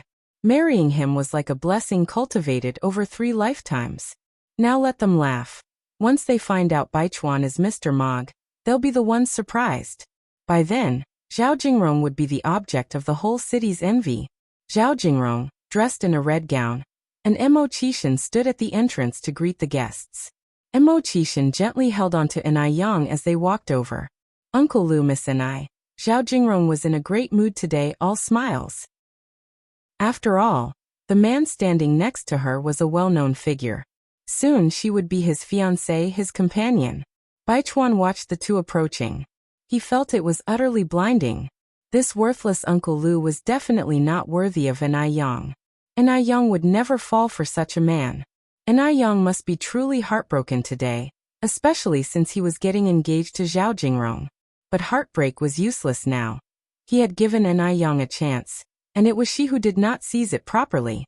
She couldn't blame anyone else. Bai Chuan squinted his eyes, subtly observing every minute expression on Anai Yang's face. Anai Yang, as usual today, wore a cheongsam and a coat. The plain cheongsam paired with a deep blue coat emanated an indescribable vigor. Anai Yang handed a prepared red envelope to Zhao Jingrong. I wish you love that endures through the years, may you know each other as intimately as ever, and may you bathe in the river of love for the rest of your lives. Thank you. Zhao Jingrong accepted the red envelope, then responded. I also wish that you and Uncle Lu soon achieve harmony and enter the palace of marriage. Anai Yang smiled and thanked her, then she and Emo Chishan walked inside. Bai Chuan slightly frowned. He felt something was off. From the beginning to the end, Anai Yang's face showed not a hint of sadness. Seeing the person she loved get engaged to another woman. Could she really feel nothing? Or was she suppressing her own feelings? Actually, deep inside, she had already fallen apart. After all, Anai Yang was the best at acting. Yes, that must be it. In the hall, Emo Baichuan's parents were hosting important guests. Mrs. Emo was chatting with Mrs. Shangguan and Mrs. Zheng. Shangguan Dehui was strolling in the Emo family's garden with Anai Tsuehua. Apart from the relatives of the Emo family, the relatives from Zhao Jingrong's family were also in the hall. Today, Emo Baichuan and Zhao Jingrong were the protagonists, so Emo Chishan didn't need to entertain guests, so he took Anai Yang upstairs to play games, planning to come down for dinner when it was time. As Emo Baichuan made several rounds in the hall and failed to see Anai Yang, he became more convinced that Anai Yang must be feeling terrible inside. Without even thinking, he knew Anai Yang must have secretly hidden in a corner to cry. She brought this on herself. She didn't deserve any sympathy. Mo Baichuan indifferently withdrew his gaze and, urged by Zhao Jingrong, went with her to attend to Zhao family's relatives. The engagement party was very smooth. Ni Yang and Mo Qishan didn't come downstairs until it was time to eat. The Mo family was thriving, and during the meal, Song Beiqing brought a group of younger family members to toast. Ni Yang actually had a good tolerance for alcohol, but Mo Qishan wouldn't let her drink, blocking all the shots taken by the juniors. His originally pale face warmed with hints of ruddy color. His whole demeanor took on a more lively charm. Ni Yang quietly tugged at Mo Qishan's hand. "Brother Mo, you've had too much." "I know my limits. I won't overdo it," Mo Qishan whispered close to her ear. "Actually, I can hold my liquor pretty well too," Ni Yang said. Hearing this, Mo Qishan's expression darkened slightly. "Nonsense. Why should a girl be drinking at all? What about you then? My tolerance should be better than yours. In my previous life, I once drank over a liter of vodka and didn't even feel dizzy." Mo Qishan's eyes deepened, the scent of alcohol warm as it evenly floated to Ni Yang's ear. "Do I look like I can't handle it, Ni Yang." She suspected that Mo Qishan was flirting, but she had no proof. Their interaction was all caught by Mo Baichuan across the room. Upon seeing this scene, Mo Baichuan's face turned sour. What was Ni Yang doing? Was she doing this on purpose for him to see? Did she think he liked her that much? Then she was really overestimating herself. Mo Baichuan's face subtly changed, and he reached out to put an arm around Zhao Jingrong's waist. "Come, let's go and give Uncle Six and Auntie Six a toast." "Okay," Zhao Jingrong nodded. The two walked over to Mo Qishan and Ni Yang. Mo Baichuan raised his glass. "Uncle Six, Auntie Six, Jingrong and I would like to toast to you." "Your Auntie Six doesn't drink much. I'll have her drink," he said, and then downed the drink in his glass. His gesture of blocking the drink for Ni Yang was inexplicably charming. Zhao Jingrong was a bit fascinated. She had been with Mo Baichuan for so long, and he had never done something so considerate, let alone block a drink for her. Moreover, regardless of Mo Qishan looking better than Mo Baichuan, he had a royal aura that Mo Baichuan did not possess. Too bad. Appearance and aura can't be eaten. Even if Mo Qishan looked good, he was nothing but a wastrel at heart. Thinking this, Zhao Jingrong felt somewhat better. She was marrying Mr. Mog. How could this wastrel Mo Qishan compare? After the toast, Mo Qishan put the glass back on the table. "Have some tea quickly," and Yang gave Mo Qishan a strong cup of tea. "It's to help with the alcohol." Throughout it all, Yang had not spared Mo Baichuan a single glance. Mo Baichuan squinted his eyes and walked away with Zhao Jingrong. Just then, an elderly couple with gray hair walked over, holding on to each other. The elderly couple were shaky on their feet and almost fell as they approached, but fortunately, Yang quickly stood up and steadied them. "Be careful, elderly." "Thank you." The elderly man looked up and saw Mo Qishan, excitedly exclaimed, "Uncle Six! Uncle Six, do you still remember me? Imsanwazi." "Uncle Six? Who is this elderly man calling?" Both of these elderly people seemed to be in their 70s or 80s. Didn't that make their Uncle Six over 100 years old? But she hadn't seen any centenarians at the event today. For a moment, Yang was confused. If you find any errors, ads pop up, ads redirect, broken links, non-standard content, etc., please let us know. Report so we can fix it as soon as possible. Chapter 1064. The Uncomfortable Mo Baichuan. Chapter 24. At that moment, Mo Qishan nodded calmly. "I remember." Ni Yang. Mo Qishan was their Uncle Six? Had she heard wrong? Ni Yang looked at Mo Qishan with a face full of surprise. Mo Qishan smiled and said, Yang, this is my nephew Lu Daqiang.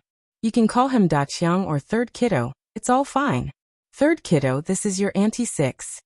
The old master said very respectfully, "Hello, Auntie Six." Ni Yang swallowed, and that term Third Kiddo ultimately didn't leave her lips. "Hello." The old master nudged the old lady next to him with his elbow. After a moment, the old lady reacted, bowed and followed suit. "Hello, Uncle Six, Auntie Six." "Hello, you two." Ni Yang had long known that Mo Qishan's generational ranking in the Mo family was not low, But she didn't know that his ranking was so high. And moreover, when the two elders looked at Emochishin, there wasn't a trace of disdain in their eyes, but all the respect that a junior should have. A prominent family really was a prominent family. That kind of adherence to tradition that came from the bones was something ordinary people simply couldn't imitate. Just then the old master called over a middle-aged couple and proceeded. Uncle 6, Auntie 6, this is the Jianhua couple. Jianhua, Ingzi, these are your Grandpa 6 and Grandma 6. The middle-aged couple immediately greeted them. Hello Grandpa 6 and Grandma 6. Yang raised an awkward but polite smile. Hello to you too. Emochishin casually took out 2 red envelopes from his pocket and handed them to them. After the family of 4 left, Yang looked at Emochishin and said, I didn't expect your family ranking to be so high. Emochishin, with an air of someone used to the world, said, What's so surprising about that? Some people even call me great-grandpa. It's just that they're not here today. Emo Baichuan's generational ranking in the Emo family was already high, and since Emochishin was the youngest, his ranking was naturally even higher. Yang said, Does that mean I'm supposed to be a great-grandma now? Emochishin continued, What does it matter if our generational ranking is high? Wait until our daughter is born in the future, and they'll all have to call her granny. Because little Anayin was just too cute, Emochishin particularly wanted a daughter. A daughter born to him, and Yang would definitely be very cute and very pretty. Cut it out. Yang poked Emochishin's arm. Dream on. Emochishin, slightly tipsy, wrapped an arm around Yang's shoulder. Yang, let's have a few more daughters in the future. Right now there's a family planning policy. Each family can only have 1 child. Yang reminded him. Then shall we immigrate to another country? Emochishin suggested. No. Yang said, born a Chinese, die with the soul of a Chinese. I am firmly against changing nationality. Yang aspired to earn a hefty sum from foreigners for the Chinese skincare industry, and to stand up for it. How could she possibly consider immigration? She was Chinese. Why would she contribute to another country? That was just impossible. All right then, if you don't move, I won't move. In the future, you'll call the shots in our family. Actually, Emochishin had no intention of immigrating either. He just said it on a whim. Big brother Emo, you've had too much to drink. I'll help you upstairs to rest. I haven't had that much. Let's go. Yang greeted the others at the dining table, and then supported Emochishin as they headed upstairs. Do you need any help, little auntie? Song Beicheng came over to ask. With one hand around Emochishin's waist and the other gripping his hand, Yang said, Thanks, but there's no need. I can manage on my own. Are you sure you can handle it? Song Beicheng expressed his doubts. Emochishin was nearly 190 centimeters tall. Though not fat, he was still a big man. Emochishin was honestly worried that Yang wouldn't be able to carry him. Yang laughed and said, Piece of cake. Are you sure you don't need help? Dear nephew. Yang looked up at Song Beicheng. I am sure and certain that I don't need your help. Go play over there. Go play over there? Did Yang just treat him like a 3-year-old child? Song Beicheng scratched his head. During their conversation, Yang had led Emochishin to the stairwell of the 2nd floor. This convinced Song Beicheng. It seemed Yang truly was capable. As Song Beicheng watched the backs of Yang and Emochishin, another person was also watching. This person was Emo Baichuan. Emo Baichuan narrowed his eyes, and the expression at the bottom of his eyes didn't look good.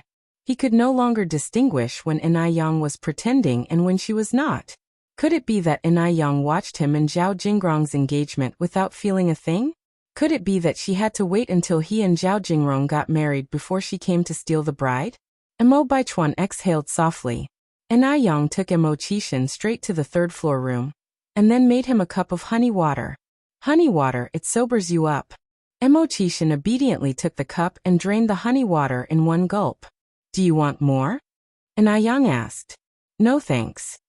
Just then, Emochishin suddenly reached out, hugged Yang, and pressed her onto the sofa. Feeling his unusual behavior, Yang pushed him. Brother Emo, you're drunk. Don't move, let me hold you for a while. Emochishin's tone was deep. After quite some time, Emo Chishan finally let her go, stood up, and walked to the side. Brother Emo, where are you going? I'm going to the restroom, Emo Chishan answered. Do you need help? Anayang asked absent-mindedly.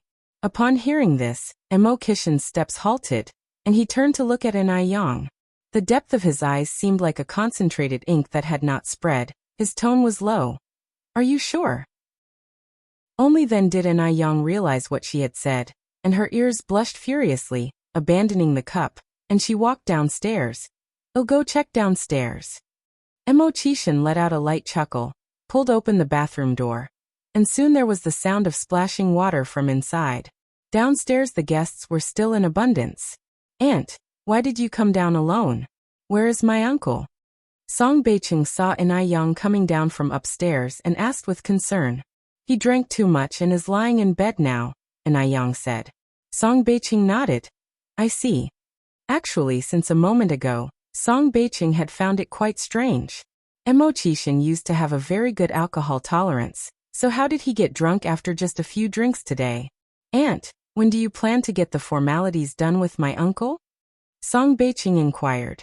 What formalities? Anayang hadn't quite caught on. Just then Emo Baichuan, who happened to be holding a wine glass, overheard the conversation. Hearing Anayang's tone, it seemed that she had no intention of being together with Emo Chishan. He knew it. The reason Anayang was with Emo Chishan was all because of him. In this way, on the day of his and Zhao Jingrong's wedding, Anayang was sure to show her true colors. With this thought, Emo Baichuan's originally gloomy heart suddenly brightened. The formalities with my uncle, of course. Song Beicheng continued. When are you planning to have the wedding? Anayang smiled. Oh, that. There's no rush.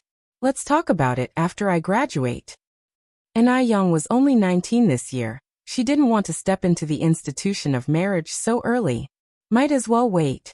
After all, men don't have to give birth, so it doesn't matter if they marry late. Song Beicheng said. But my uncle is already 29 this year. By the time you graduate, he'll be old. Anayang raised an eyebrow slightly. Nephew, as I recall, you're about the same age as your uncle, right? Do you have a girlfriend? When are you getting married? If you don't, I have a few pretty girls around me. Shall I introduce you to one? Hearing this, Song Beicheng felt a headache coming on. He hated being rushed into marriage the most and quickly replied, Aunt, I have other things to deal with. I'll check over there. Anayang chuckled. This engagement conveniently set the wedding date for Emo Baichuan and Zhao Jingrong, which was on the 18th of June on the lunar calendar, more than 4 months away. Time passed quickly, and in the blink of an eye, another half-month had gone by. During this time, Zuoling had a hard time. In just 2 months, he looked like he had aged 10 years. He regretted it. He didn't want to live with Chen Liebao, who was no better than Zhu Beiji, for another day. Mom, I want to divorce Chen Liebao. What did you say? Zuo's mother was startled. I want to divorce Chen Liebao. Zuoling repeated. Zuo's mother hurriedly covered Zuoling's mouth. Lingling, you can't talk nonsense like that. Zuoling's current job was given to him by Chen Libao's father. If he divorced, where would Zuoling work? Mom, I've had enough. Zuo's mother said. Actually, Liebao is not bad except for having a bit of a temper. She comes from a good family. After her parents pass away, all their property will be yours. If you find any errors, ads pop up, ads redirect, broken links, non-standard content, etc., please let us know. Report so we can fix it as soon as possible. Chapter 1065. Upon learning the truth, filled with immense regret, 25th update. As she finished speaking, his mother continued. You're not still thinking about that Shangguanxi, are you? Zuoling fell silent for a moment. His mother slapped him on the back of his head. You're such a fool. Shangguanxi is just a little village girl. How could she compare to Liebao? If you married Shangguanxi, our family might not even have a warm meal to eat. In summary, his mother was still very satisfied with Chen Liebao. After all, Chen Liebao was rich. Zuoling sighed. His mother went on. Lingling, don't talk about that kind of thing in the future. They say when you marry for clothes and food, but it's the same when you take a wife. A girl with conditions like Liebao, there are countless people outside who are vying for her. It's also because Liebao has good taste that she chose you. Come on, go shopping with Mom and watch a movie. Watching a movie will make you feel better. Zueling followed his mother out. Coincidentally, just as they hit the street, they saw an acquaintance. It was Sheng Guanxi. They saw Sheng Guanxi coming out of the mall carrying big and small bags and getting into a sedan car. A sedan car. His mother nudged Zueling's arm. Is that person Sheng Guanxi? Zueling was stunned. It seems like her. Whose car is that? His mother asked curiously, wondering if Sheng Guanxi had snagged a rich guy. I don't know whose it is. Zueling shook his head, his heart filled with mixed emotions. Sheng Guanxi was still beautiful and confident, and had even found herself a wealthy boyfriend. And he had become a married man. Before the mother and son could react, the car drove away. His mother looked in the direction the car disappeared, her eyes filled with curiosity. She was genuinely curious. After all, Sheng Guanxi almost became her future daughter-in-law. Now that Sheng Guanxi was riding in a sedan car, how could she not be curious? She had no idea what Sheng Guanxi's boyfriend looked like. But for sure, Sheng Guanxi's boyfriend couldn't be as outstanding as Zueling, nor as good-looking as him. Being able to drive a sedan car, maybe he's some old, decrepit man. Yes, that must be it. Thinking this way, his mother felt a bit better. For such a young girl like Sheng Guanxi to marry an old man, that wasn't something to be proud of. Lingling, I think Sheng Guanxi's current boyfriend must be some old creep. Maybe even older than your dad. Geez, such a girl is really shameless. Ready to do anything for money. It's a good thing you dumped her back then. Otherwise, she would have surely cheated on you eventually. His mother blurted out what was on her mind. Zueling was taken aback. Mom, don't talk nonsense. Nonsense? What I'm saying is based on facts. Sheng Guanxi should look at herself. A village girl like her. Thinking she could marry into a wealthy family? Dream on. That made some sense. Sheng Guanxi was, after all, a country girl. How could a country girl marry into a wealthy family? Dream on. And Zueling had seen Wu Chenjin's car before. He was certain that the car just now wasn't Wu Chenjin's. So, the driver definitely wasn't Wu Chenjun. If the driver wasn't Wu Chenjun, it was very likely, as his mother said, that Sheng Guanxi had found herself an old man. Though Sheng Guanxi went off with an old man, he had married Chen Liebao, a sow, but at least she was young. Thinking like that, Zueling felt a lot better and walked toward the cinema with his mother. After watching the movie and stepping out of the cinema, Zueling ran into Sheng Guanxi again. This time, Zueling also saw the person driving the car clearly. The unbelievably driver was Sheng Guanxi herself. And sitting in the passenger seat wasn't some old man, but Sheng Guanxi's sister, Enai Yang. It seemed that Enai Yang was teaching Sheng Guanxi how to drive. Why could Enai Yang drive? Where did they get the car from? Weren't the Sheng Guan family very poor? What was going on now? For a moment, Zueling panicked. His mother was also surprised. Is that little girl in the passenger seat Sheng Guanxi's stepdaughter? If Sheng Guanxi really had married an old man, then it would make sense for her to have a stepdaughter about her age. Zueling shook his head. That's Sheng Guanxi's sister, Enai Yang. My goodness! His mother covered her mouth in astonishment. Could it be that the sedan car belonged to Sheng Guanxi's family? Impossible, right? What in the world was happening? It must be a mistake. His mother patted Zueling's hand. Even though Sheng Guanxi was driving, it doesn't necessarily mean the car is hers. Maybe it was given to her by that old man. Source: web novel. Com. Updated by Novlove. Com. If you find any errors, ads pop up, ads redirect, broken links, non-standard content, etc., please let us know. Report so we can fix it as soon as possible. Chapter 1066. Upon learning the truth, filled with immense regret, 25th update, _2.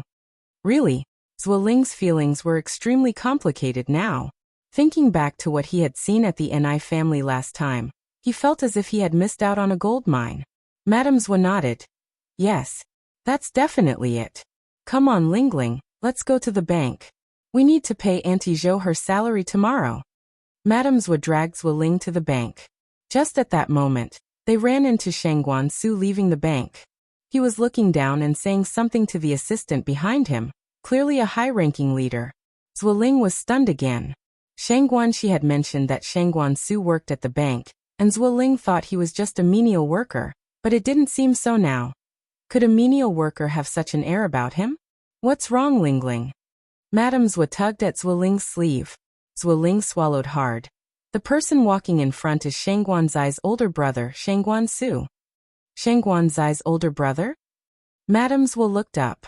Shang Guansu also heard the noise and looked over here, then quickly averted his gaze as if the Zhua mother and son were mere ants.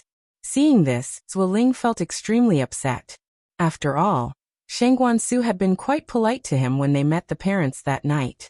Madame Zhua, holding Zuoling's arm, said, "If Shang Guanzai's brother works at the bank, then the people there must surely know the Shangguan family's situation. Let's go and inquire." Zuoling was pulled by Madame Zhua into the bank lobby. While withdrawing money, Madame Zhua took the opportunity to ask, "By the way, does that young man named Shang Guansu work at your bank?" The teller smiled and said, "Shang Guansu is our bank manager." Manager? Hearing these two words, the Zhua mother and son were completely stunned. What's the concept of a manager? Ordinary people find it very difficult to become even clerks at a bank. And if a family has a bank manager, he must be the pride of the entire family. Not to mention a manager. Neither Madame Zhua nor Zuoling expected Shang Guansu to be the manager. Madame Zhua was taken aback and then said, "Comrade, you must be joking with me. I know Shang Guansu. He even has a sister named Shang Guanxi. If Shang Guansu really is the manager, would he still live in the countryside?" The teller smiled and responded, "Auntie, I'm not joking with you at all. Shang Guansu is indeed our manager, and he comes from an exceptional family background. His family's business is a century-old illustrious household in Beijing.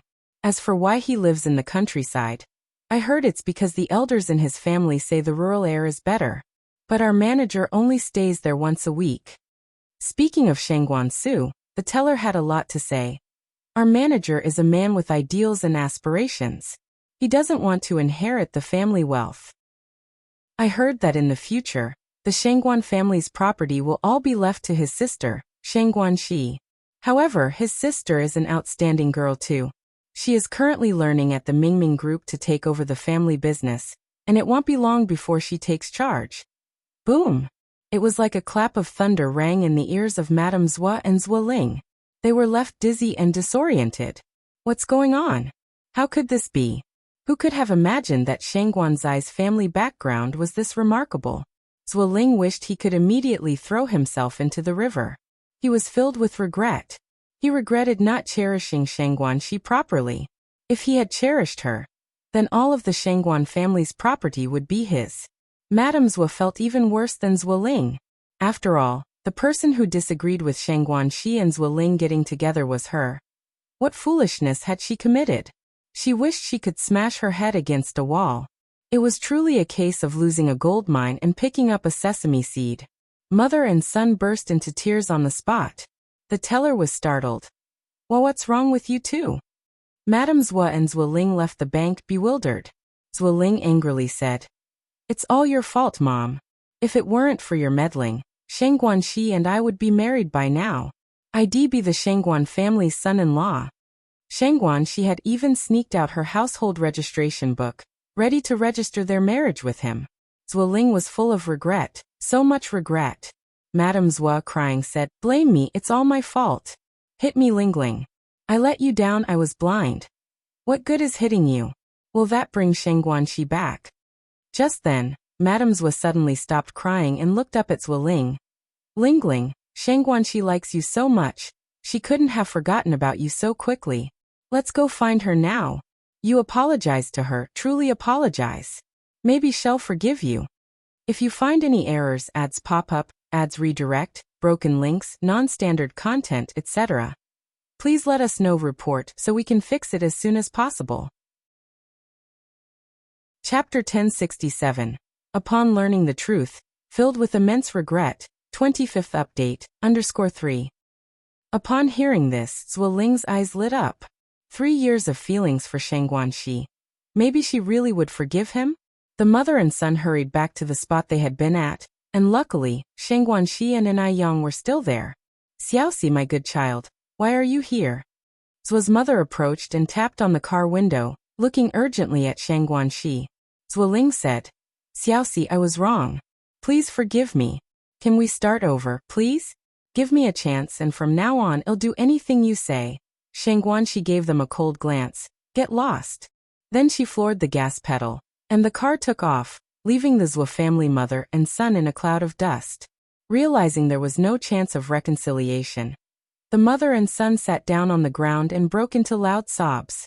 And Ai Yang gave a thumbs up to Shang Guanxi. Sister Xiaoxi, that was impressive. Your driving is getting better and better. Shang Guanxi said a bit sheepishly, I don't know what came over me just now. Suddenly I drove so well. And Ai Yang continued, by the way, was that old lady we saw earlier Zuoling's mother? Shang Guanxi nodded. And Ai Yang went on. From her looks, that old lady is no easy customer. Don't get fooled by them again. Shang Guanxi said without words. Yang, do I look like a fool to you? She wasn't stupid enough to be tricked by Zuoling again. Besides, it seemed like she was starting to like someone else now. Thinking of that person, a smile touched Shang Guanxi's brows.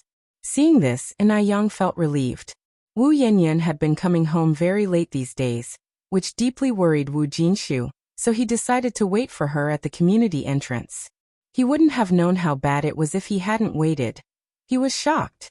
Wu Yanyan wasn't coming back with a female classmate, but was being dropped off by a young man on a motorbike. Seeing this, Wu Jinshu was furious, and he reached out to stop the motorbike. Yanyan, get off now. Wu Yanyan, who was in the back seat, was startled. Dad, come here. Wu Yanyan hesitated, then walked behind Wu Jinshu. Wu Jinshu pointed at Wei Haoguang, the motorbike rider, and said, young man, our Yanyan is a good girl. She needs to study hard. Please don't come looking for her again. Otherwise, I'll hit you every time I see you. Wei Haoguang was also scared, and he took off on his motorbike, making a U-turn to flee. Wu Yanyan frowned and said, Dad, what were you just saying? Wei Haoguang is just a friend.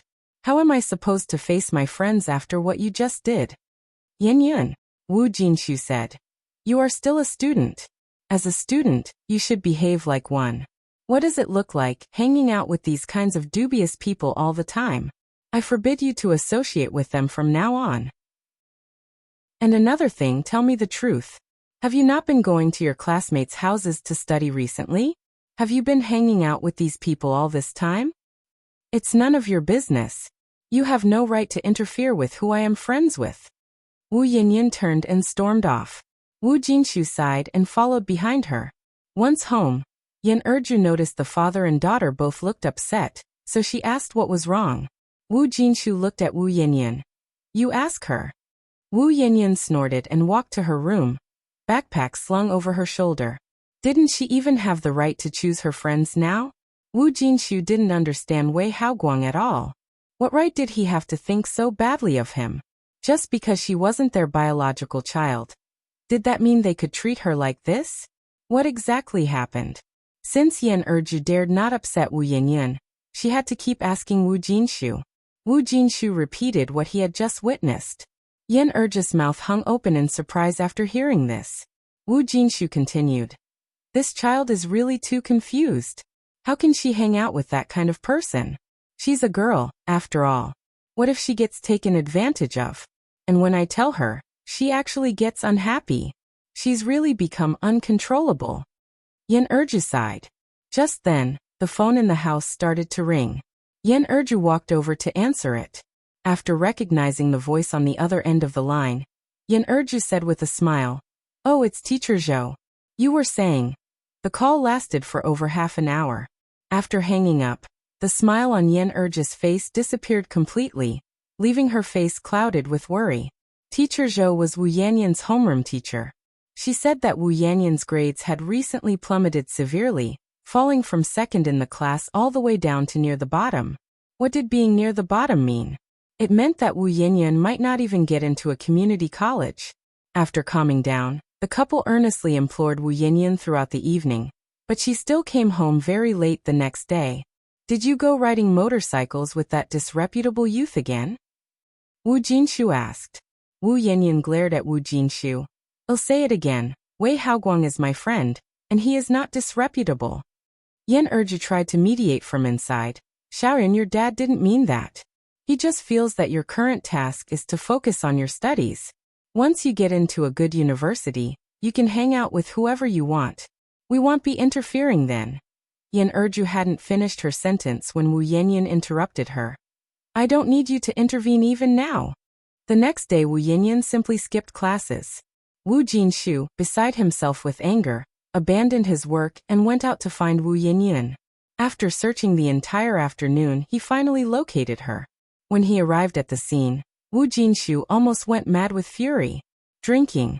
Wu Yanyan was actually drinking. Wu Jinshu grabbed a glass of alcohol and splashed it harshly on Wu Yanyan's face.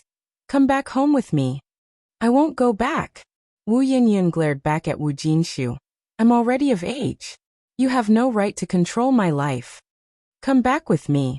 Wu Jinshu grabbed Wu Yanyan's wrist in one movement. After much difficulty, they managed to bring Wu Yanyan back home, where she sat crying and making a commotion. Why couldn't she drink? Even Enai Yang had drunk when he graduated from high school last year, so why couldn't she? Everything she did was wrong. She felt like she shouldn't exist in this world at all. Yan Erju tried to reason with Wu Yanyan in a gentle, persuasive manner, but Wu Yanyan simply wouldn't listen.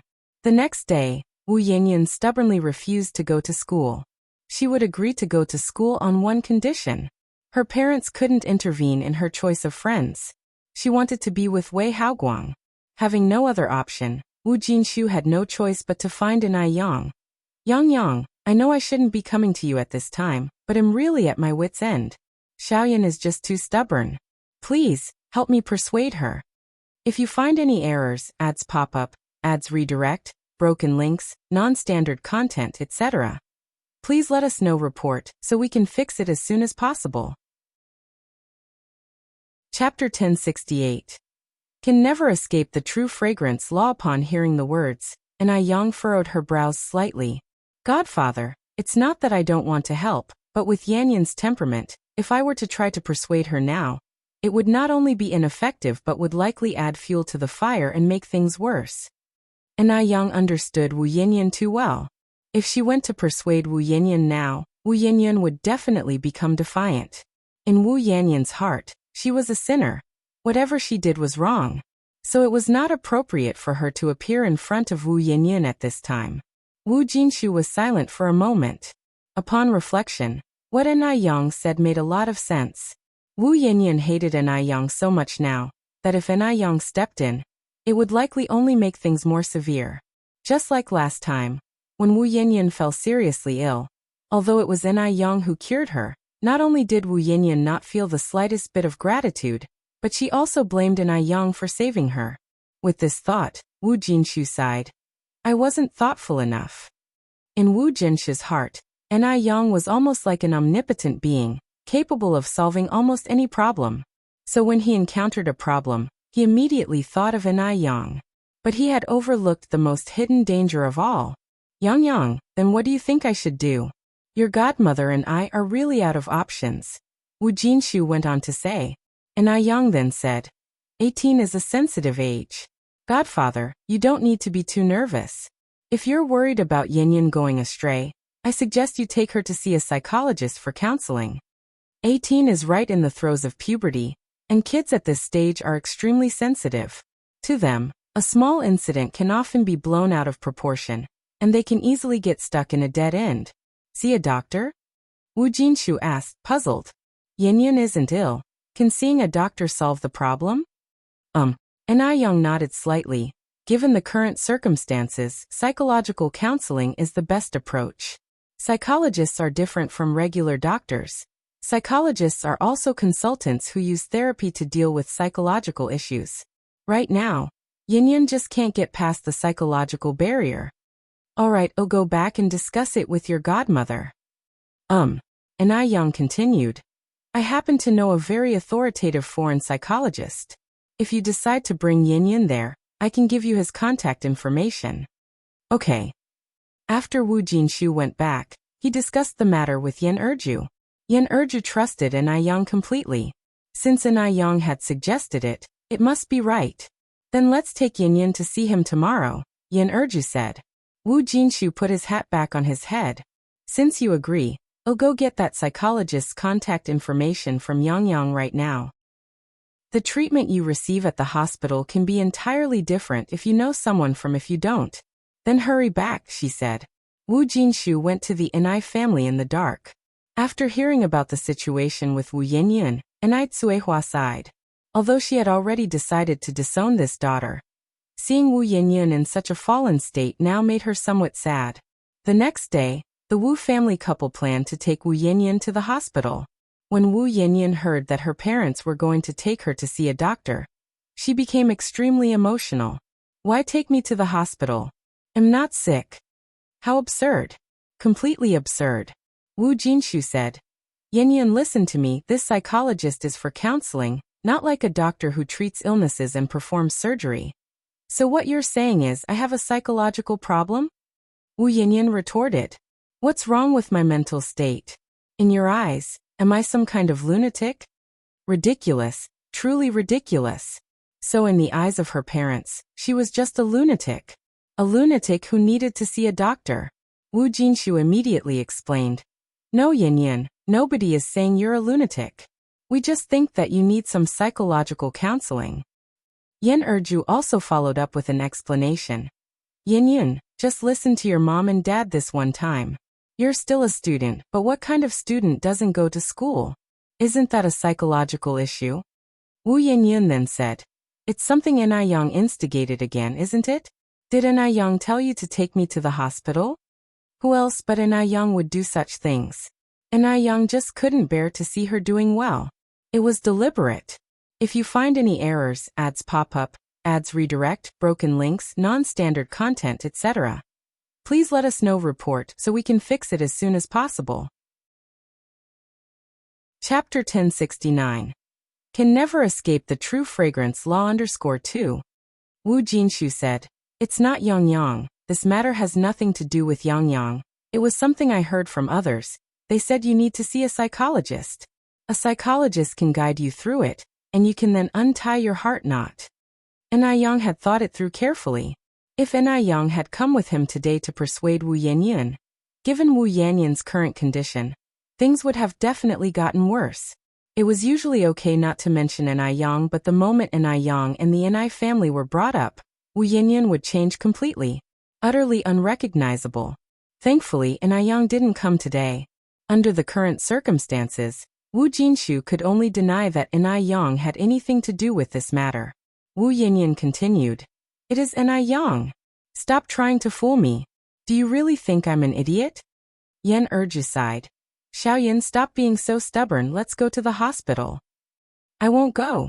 I'm not sick. Making her go to the hospital to see a doctor out of the blue. Yang was clearly up to no good.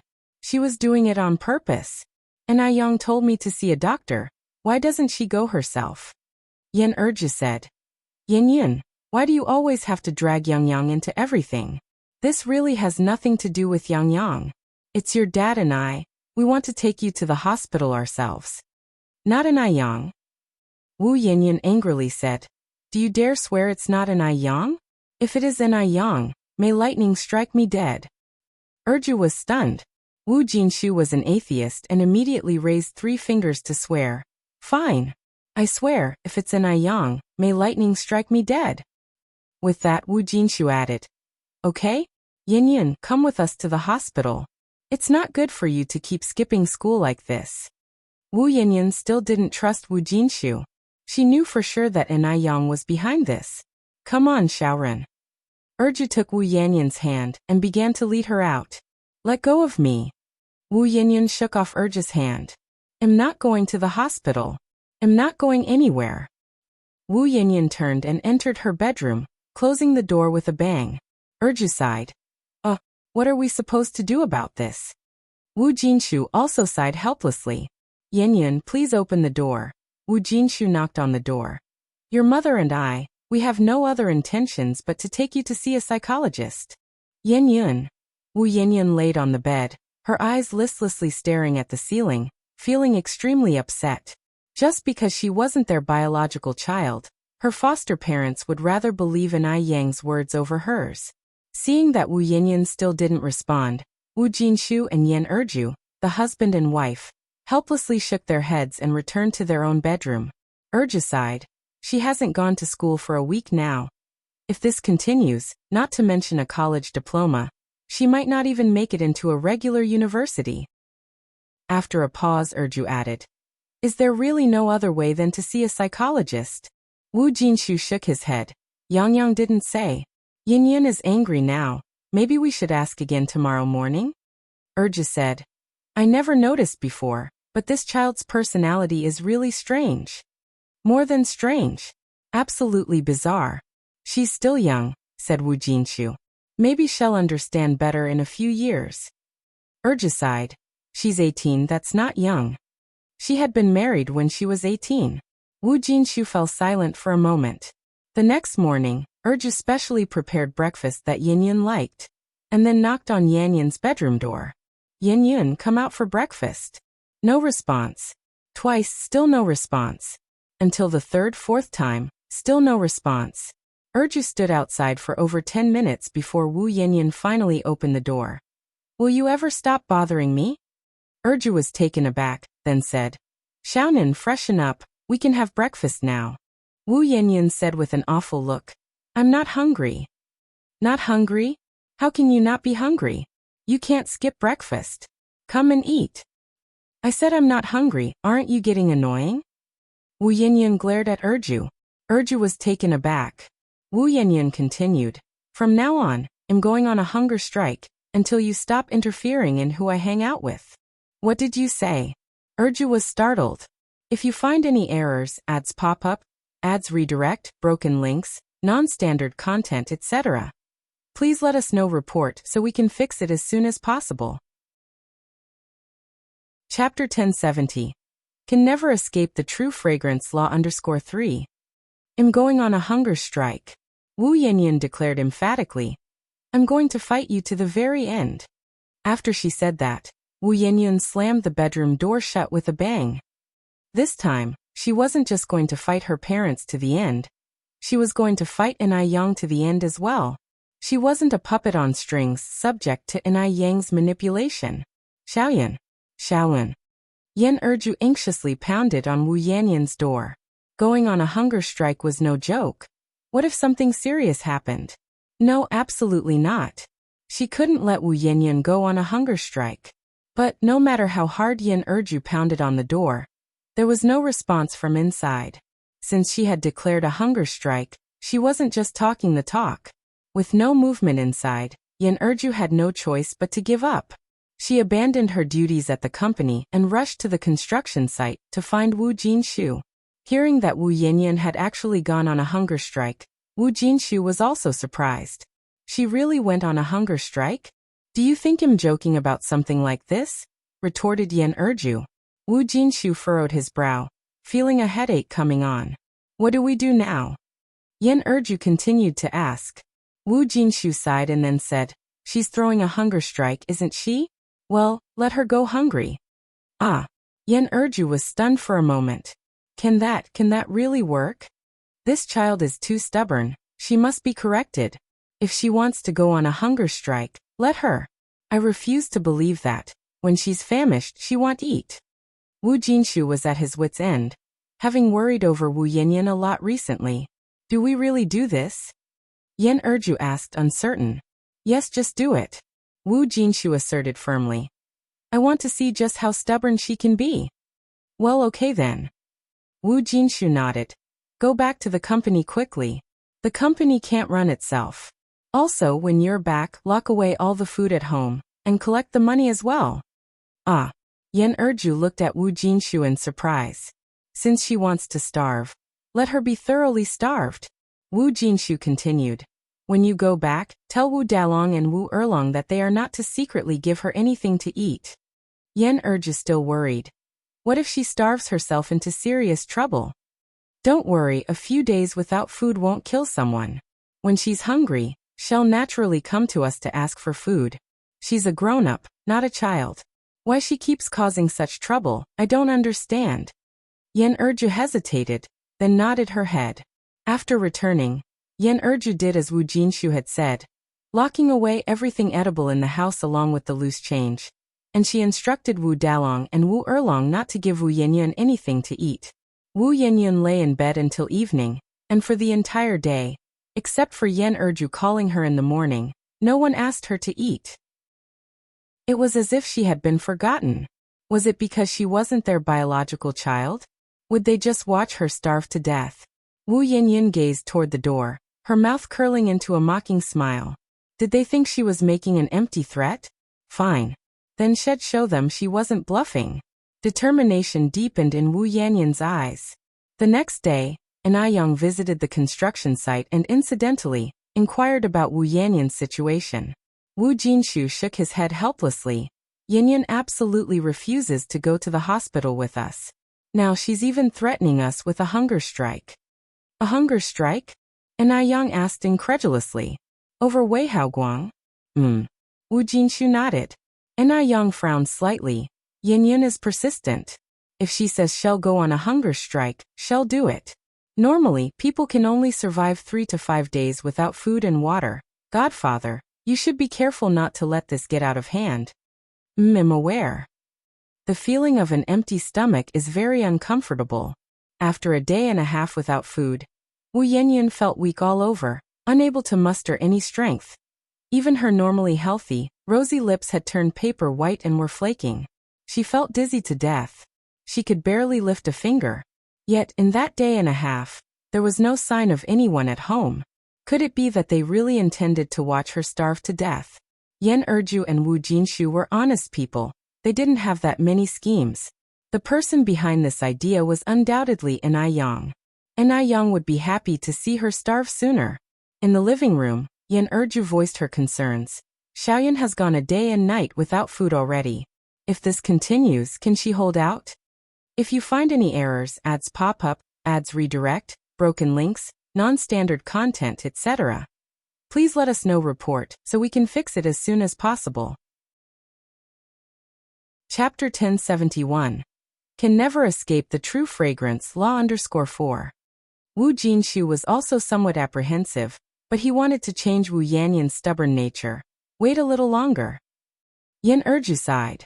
Wu Dalong and Wu Erlong were good kids. Seeing their sister so hungry, they quietly went around to the back of the house, knocking on Wu Yanyan's window. Big sister, it's us. We've brought you something to eat. Wu Yanyan opened her eyes, looked towards the window, then struggled to sit up from the bed, step by step, feeling groggy as she walked over to the window. It took her a lot of effort to open it. Big sister, these are meat buns we secretly took from the kitchen. You should eat them quickly. Wu Dalong took out 3 meat buns from his embrace, and Wu Erlong cautiously handed over a cup of warm water. Wu Yanyan weakly looked at them, her eyes filled with mockery. Did Anayang send you here? Is this also part of her plan? It must be Anayang. Anayang wants to see her make a fool of herself. Anayang wants her to give in. That was impossible. She would never give in to Anayang. She would never let Anayang succeed. It has nothing to do with sister Anayang. Wu Dalong shook his head. With all her strength, Wu Yanyan swept away the buns and the warm water. I don't need your sympathy nor your pretense. Since you two acknowledge Anayang as your sister, then don't consider me your sister anymore. The buns fell to the ground, and the water in the cup was all spilled on Wu Dalong. Wu Dalong's eyes turned red, ready to cry. Wu Erlong quickly tiptoed, reaching out to cover Wu Dalong's mouth. Brother, don't cry, otherwise Mom and Dad will hear. Wu Dalong pursed his lips, holding back tears. Wu Yanyan slowly closed the window, and it took her a lot of effort again to lie down on the bed. In the living room, seeing Wu Dalong's clothes all wet, Yen Erju asked in surprise, Dalong, what happened to you? Why are your clothes wet? Did you fight with other kids again? Boys are very naughty, and Wu Dalong was one of them. He often fought with his peers in the community. Compared to him, Wu Erlong was much more steady. No. Wu Dalong shook his head. Wu Erlong spoke up. Brother didn't fight. He got it wet just now while washing his hands. Why weren't you more careful when washing hands? Quickly go back and change out of those wet clothes.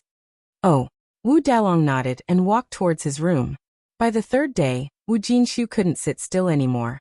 Erju, has Yanyan not eaten anything these past few days? Yan Erju nodded. She hasn't even left her room. Wu Jinshu's heart skipped a beat, and he hastily took off his safety helmet. Oh no! I hope nothing bad has happened.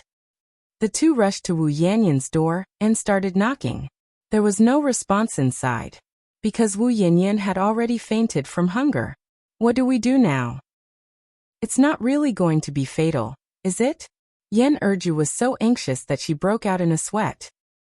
Don't scare yourself. Wu Jinshu tried to calm himself down. The door was locked from the inside, and if Wu Yanyan didn't open it, they couldn't open it from outside. Wu Jinshu knocked on the door. Yanyan, open the door quickly. Dad promises that he won't interfere with who you make friends with from now on. Will you please open the door? Yan Erju was so anxious she was in a complete mess, her eyes reddening. This wouldn't do. Wu Jinshu turned to Yan Erju. Go fetch the axe from the house. What? What are you going to do? Yan Erju was startled. Break the door. Wu Jinshu said. Yan Erju breathed a sigh of relief. All right. I'll go now. Soon the axe was brought over, and Wu Jinshu smashed the lock open with a few strokes. Yan Erju rushed in, Xiaoyan. Wu Yanyan was lying unconscious on the bed. Call 120. Quickly dial 120. Wu Jinshu ran out in a fluster. The ambulance arrived quickly, and luckily, Wu Yanyan didn't have any serious problems. After receiving the nutrient solution, she regained consciousness. Xiaoyan, why are you so stubborn? Yan Erju sobbed. Looking around the room, Wu Yanyan was first startled, then asked, Where am I? This is the hospital. Yan Erju replied. Wu Yanyan thought for a moment, then stopped talking. At this moment, Wu Jinshu came in with a food container from outside. Yan Erju took the food container with both hands. Yanyan, you must be hungry, right? Have some porridge to start with. Your dad especially went out to buy this for you. If you find any errors, ads pop up, ads redirect, broken links, non-standard content, etc., please let us know. Report so we can fix it as soon as possible. Chapter 1072. Can never escape the true fragrance. Law_5. Wu Yanyan turned her head away, without saying a word. Wu Jinshu sighed. I agree with you. He continued.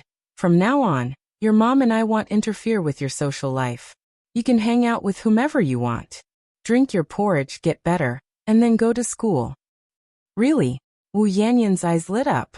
Wu Jinshu nodded. Really? After saying that, Wu Jinshu added, This is your choice. If there's any disadvantage due to this matter, don't blame us, your parents, for not warning you. At this point, they could only let go, hoping that Wu Yanyan wouldn't do something to regret. Wu Yanyan nodded. Dad, don't worry, I understand. It's good as long as you are aware. Yan Erju scooped a spoonful of porridge to Wu Yanyan's mouth. Eat up. Wu Yanyan then opened her mouth and ate the porridge. Days went by, and soon it was the day the factory was completed. To celebrate and to seek good fortune, Anai Yang bought a lot of firecrackers and fireworks, and also set up more than 50 tables in a banquet in the village. To ensure the quality of dishes, Anai Yang specifically chose 5 chefs from the top kitchen of the country's famous restaurant. The celebration lasted 3 days, and then the factory officially started operations. Including 12 security personnel, there were over 400 people in the factory, but the dormitory was only 1/3 full. The dorms were of 2 types. One was a 6-person room, similar to school dorms, with beds above and storage below. There was also a room for couples. Because of prior training and having the old guide the new, no mistakes occurred on the first day of work, and the production volume was more than 10 times that of before.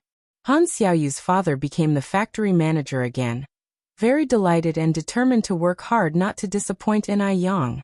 The next day, Anai Yang shipped a large batch of goods overseas. Wu Yanyan was leading a pleasant life during this period, with no one to supervise her. She would ride on Wei Heigang's motorcycle almost every evening after school. Today is Saturday. Du Jiaojiao invited Anai Yang to go shopping. Now in early March the weather was getting warmer, Anai Yang wore just a cheongsam, looking stunning and graceful.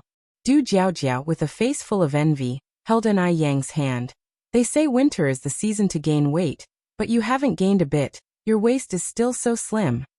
Usually, she saw Anai Yang eat whatever she wanted without specifically dieting, yet she didn't gain weight. Anai Yang smiled and said, "A good figure also needs maintenance." Hearing this, Du Jiaojiao's eyes brightened. "Really? How do you maintain it?" "If Sister Jiaojiao is interested, I can make a list for you when I get back." Sure. Du Jiaojiao nodded. Then they went to buy clothes and bags and finally went to the backstreet food alley to eat. Seeing how Du Jiaojiao had lived a luxurious life from childhood, this was her first time eating at a stall.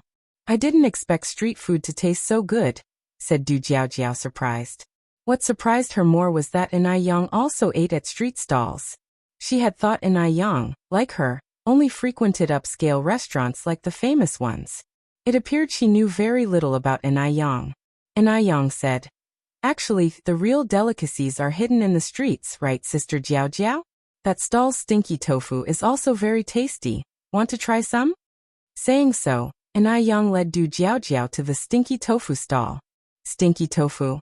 That smell isn't pleasant." Du Jiaojiao pinched her nose, incredulous. Yang, you actually eat this kind of stuff? That's too exotic." The stall owner said, "Comrade, don't just judge stinky tofu by its smell. It's actually very tasty." Anai Yang, taking the stinky tofu handed by the boss, said, "Exactly, it's delicious. Sister Jiaojiao, try one." Du Jiaojiao shook her head hurriedly. No, I don't want it, I'll never eat that." 5 minutes later, Du Jiaojiao held a skewer of stinky tofu and said while eating, "Delicious." Anai Yang. After finishing the stinky tofu, the two of them went on to stroll elsewhere. Meanwhile, Wu Yanyan and Wei Haoguang also went out shopping. Wu Yanyan spotted Du Jiaojiao eating stinky tofu immediately. Looking around and noting Du Jiaojiao, Anai Yang wasn't there.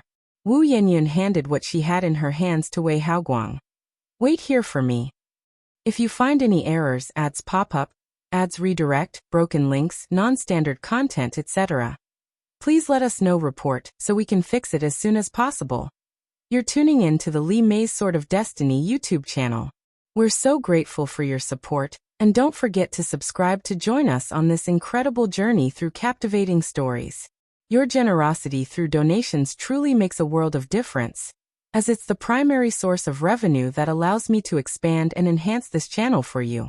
Thank you from the bottom of my heart for being a part of this adventure.